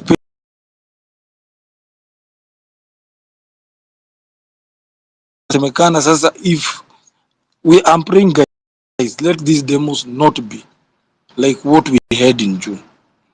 We can get hurt. This is our country. This is our taxes. They are spent that they are having. Those are our taxes. Hatuwezi kubali mtu mwenye tuliwaajiri watufanyie madhara. We can still reclaim our country back, Afro.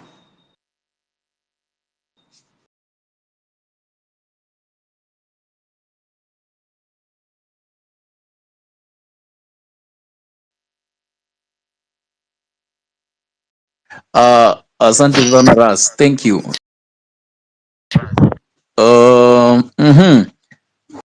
Who do we have here? Wecheki Yes. Kowino.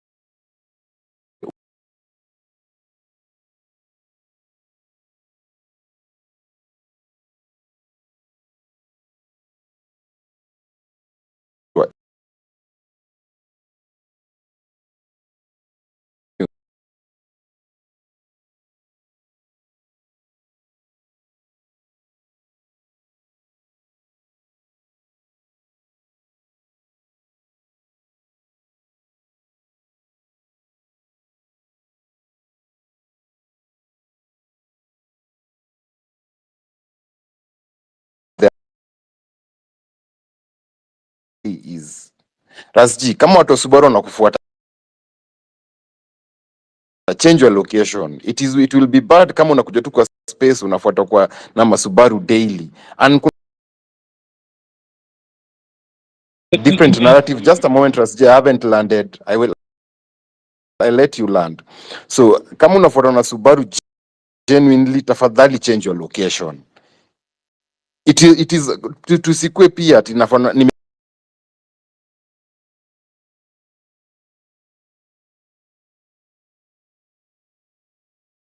location, nimechange location every time. Na si ati nikisema nimefuata. Asubuhi it was evident. Si ati nafuata, sisi tushaishikwa. Wachana na story kufuatwa. You know very well we got arrested. It's the second time. The first time I don't think tulikuwa tunajuana The second time it happened. Na bado nikatoka nikasikia ukaulizwa tumetoka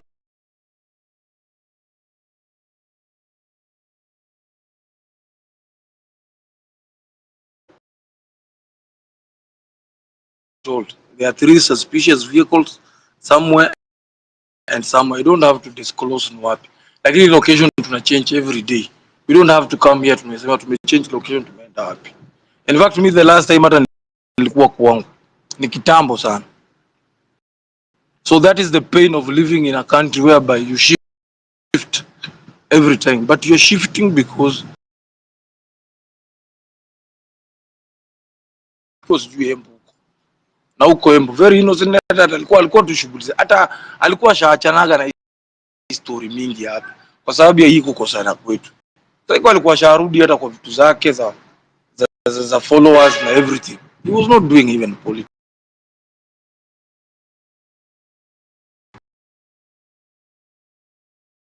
I shout because I had seen, and some of these people, even the way they behave, the way they carry themselves, utajua tu wale ni polisi na utajua kama hawa watu ni raia wa kitambo. The Subarus that I'm talking about, in fact hata kulikuwa na moja ilikuwa na number plate ya Uganda. We know how they do these things.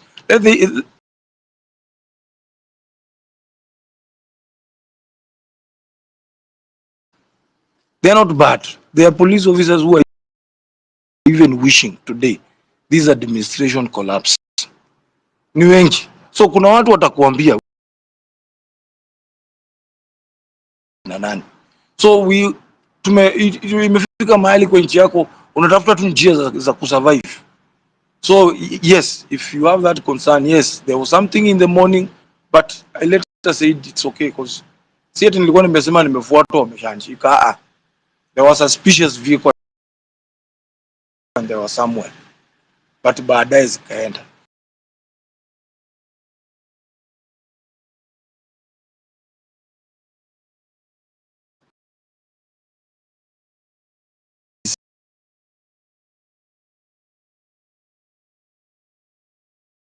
Transaction tutatoka hapa unaenda unafanya sijui nini, they will trap you. Like let me just tell you afro weekend hii ya Christmas tumekuwa saidi ya that one I didn't even talk. Those are things that people saw na wakajua mahali penye tulikuwa, and the last time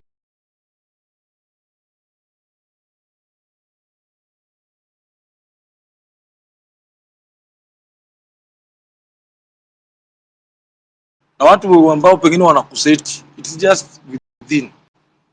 Na lazima pia tuelewe kwamba kuna wengine wetu ambao already they have decided, they will not tell you here, they have decided to work with the system of the day because they feel like part of a certain clique of politician.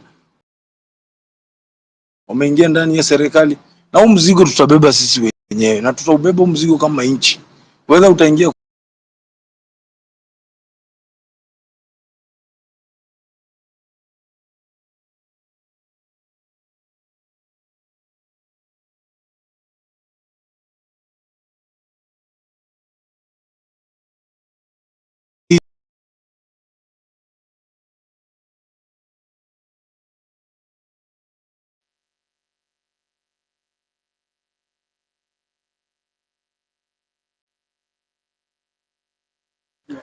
Haya. Mkenya umerudi ama network imekataa? Anyway, we move on regardless. Na msigombane. Saa hii the main goal ni 30th. Monday. Sema hata mtu sijui afanye nini ficha simu. Wewe kuja tu na simu yako bana. Sasa utaacha simu aje sasa wewe? Kuja na simu, if you are being trailed sawa. Tutapatana nao watu huko.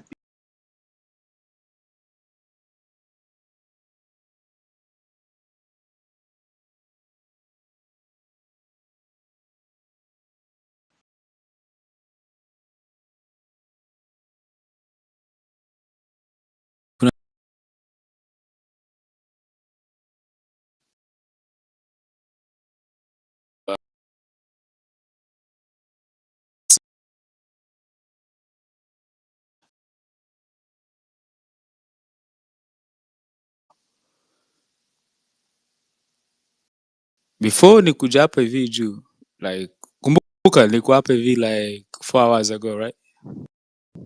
I keep getting pushed back. Now, kuna Kanairo ni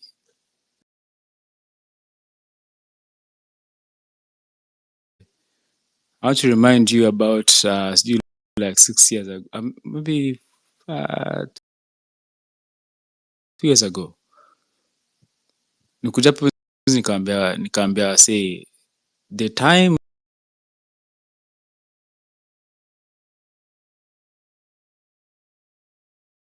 happening in Kenya, mtashtuka. Msongwaro, I've gone to school with some of the best,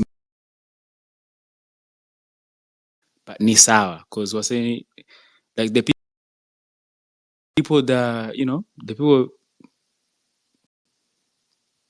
easy shit. I can take care of that. But nile mazee, like let's not be too quick mazee to judge our own people.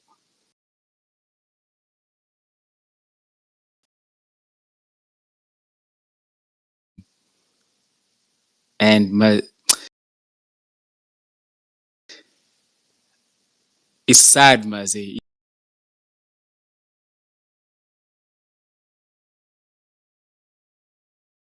Like I'm uelewi, but all I'm saying is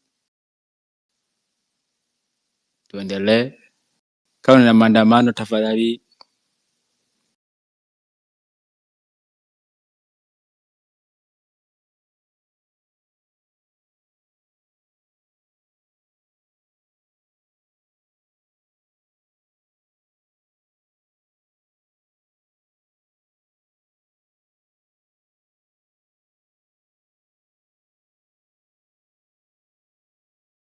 And I got into their shit and their wife.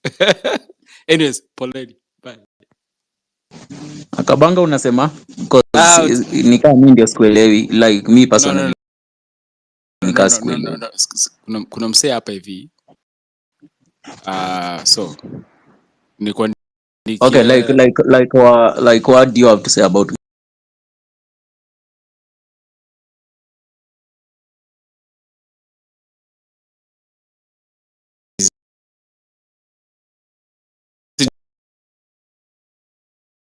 mazee, like Monday niwaambie already, like tukua like make sure we can track you, make sure uko nini, because mazee hii gava imetupeleka chuo, imetupeleka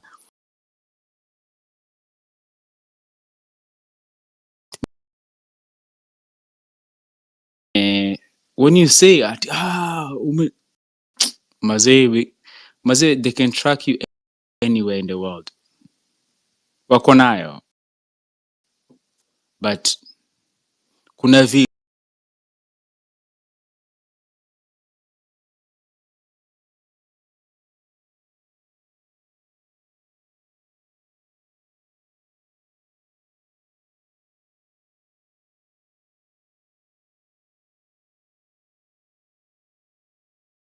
talk to us?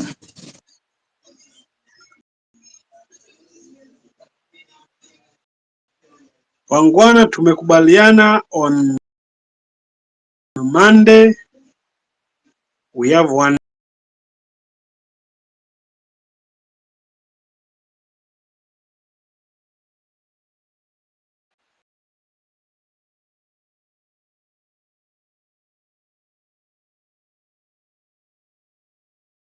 agendas to this will just spoil the stew.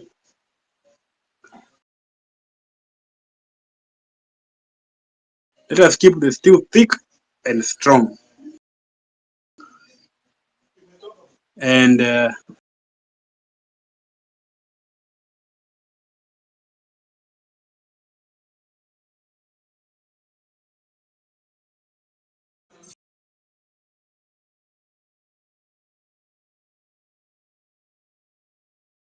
is no special Kenyan.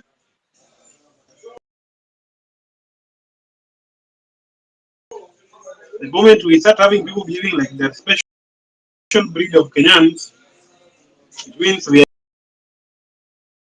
losing the whole concept of being a Kenyan.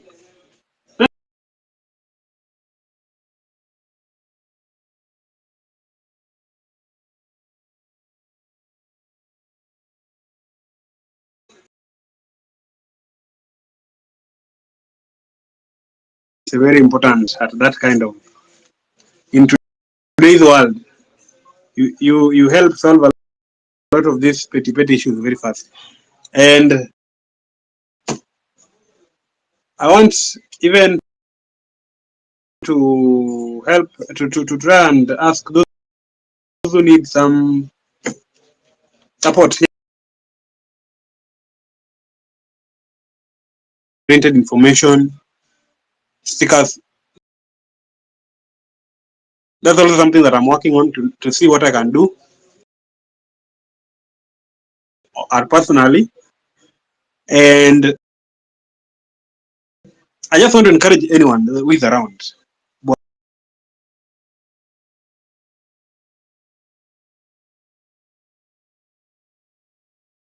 will happen to you? So you go there, Moja, know that you have one agenda. See,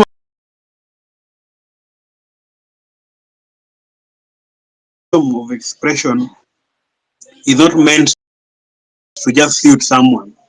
And the moment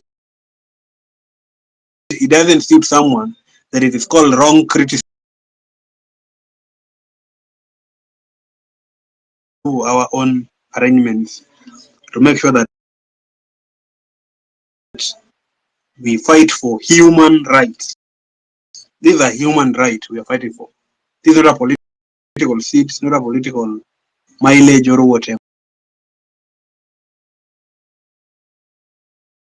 And express yourself, and someone will have it objectively, whether they agree with it or not agree with it. They'll say, all right, that is your opinion, and you're free to live with it.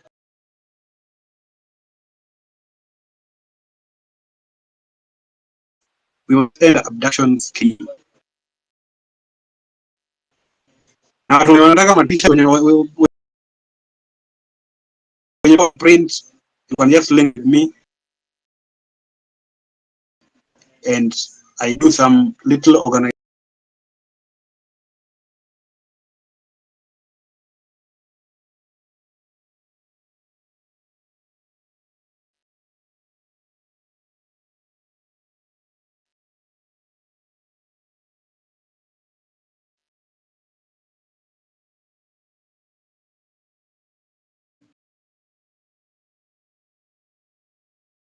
Anonymous.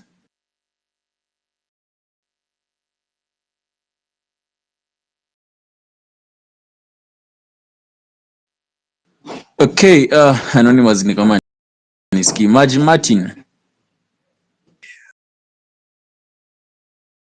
Good afternoon.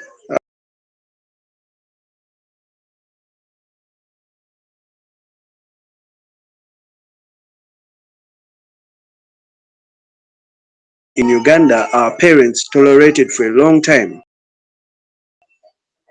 We are paying a 40-year rule price because our parents kept quiet and came to Kenya. He made a statement on Citizen and said, avoid, I'm seeing Museveni is penetrating in Kenya. And like it or not, comrades, Ruto, because now he thinks because he feels Museveni has mastered the art of ruling Uganda for 40 years, so he thinks he can help him with those skills. And that's what he's doing. We thank you guys.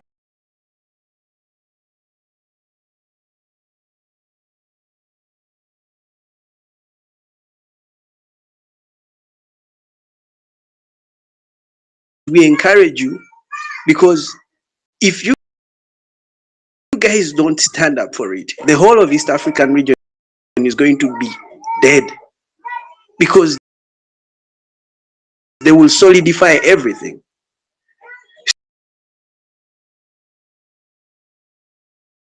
Deal with the same, because we are trying to strategize. We are doing all this. The things that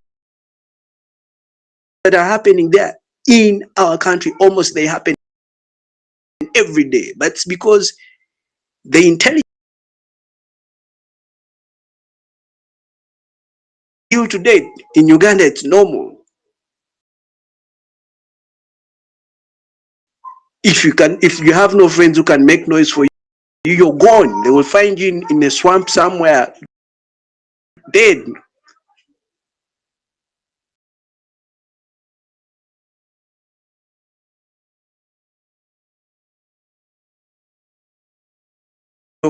Then here at home also, we doing our best. We just want to encourage you that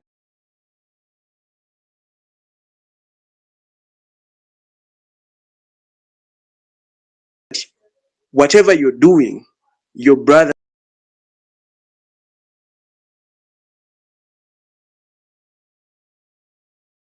the Rutos, the Musevenism, that culture has to go away, because in the 21st century, you're abducting young people.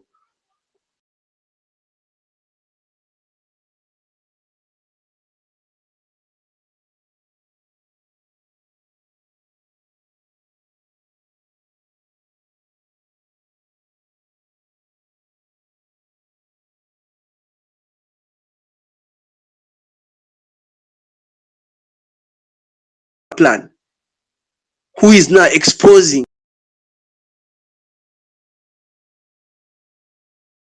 and exporting his atrocities to the neighbors. He's giving them skills, tactics. Those drones happening there, trust me,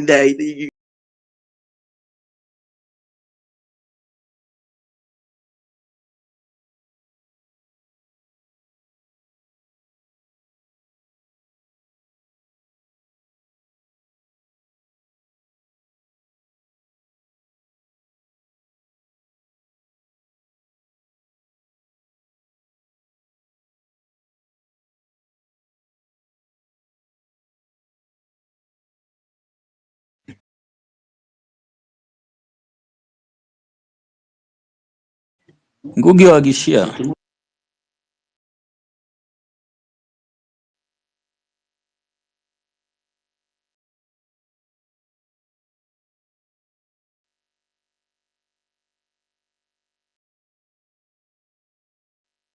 Ngugi, are you there? Afro, from your end,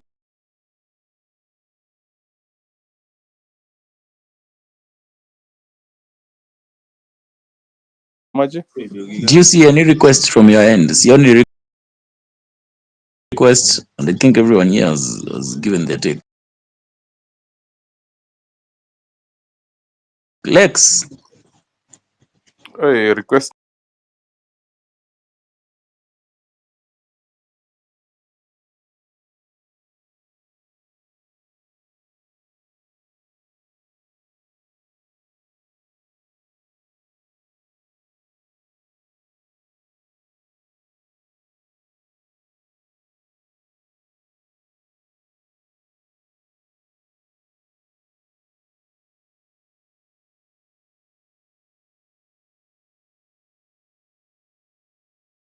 Then there's Faith here requesting. I can only see one request from my end. It's a lady. Don't know why.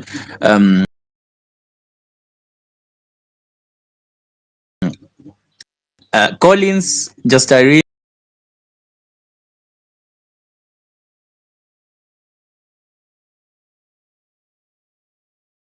The pain that you are feeling is the pain that I'm feeling. The desperation you are, it is the desperation I'm also in.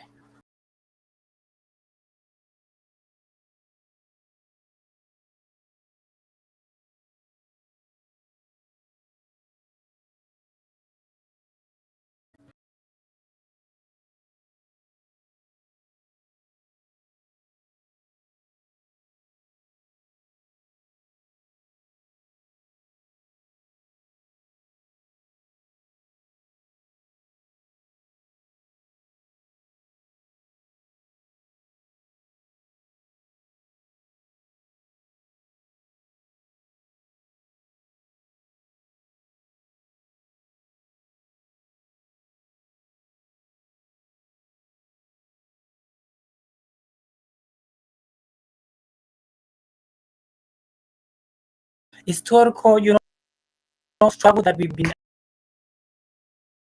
having. Because what we are doing right now, it did not begin, yesterday. It did not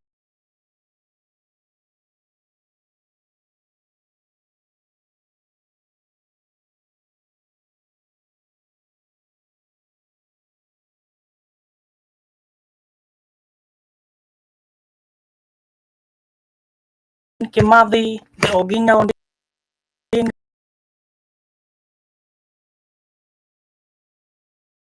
Ondinga, and many unsung heroes of the independent movement. They face unimaginable hardship.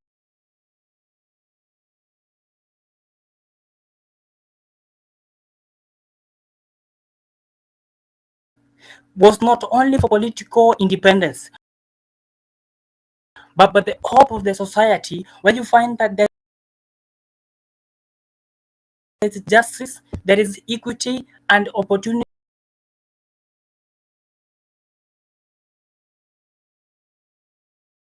today. So having freedom, it does not mean that we were done with the struggles. The challenges of building a new nation were just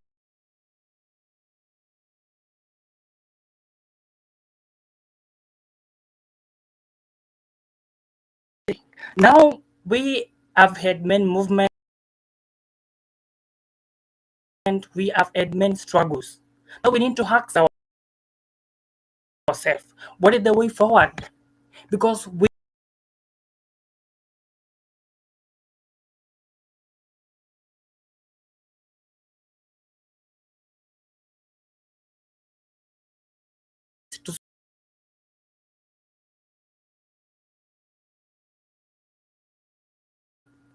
we need action,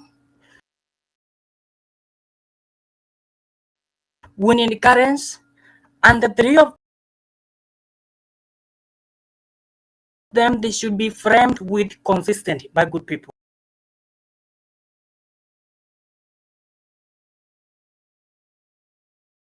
You see, the way forward requires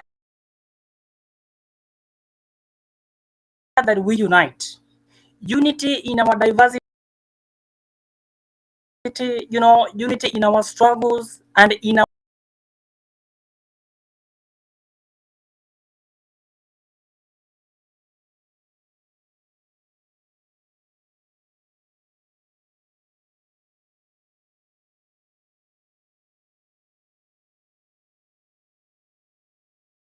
one of the Ugandan that I've listened speaking right now. So this means that this is not only in Kenya. This is something that is, in East Africa and in very many countries. So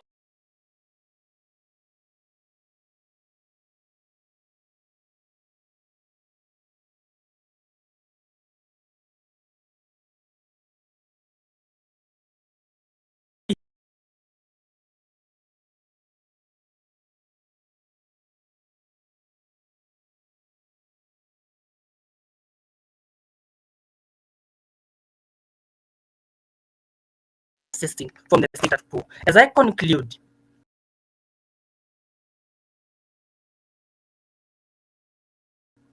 as I stand here today, my good people, not with the despair of those who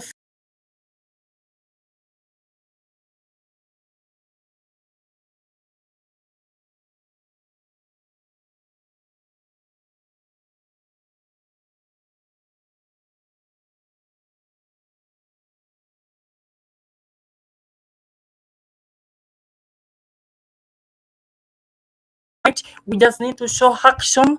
We just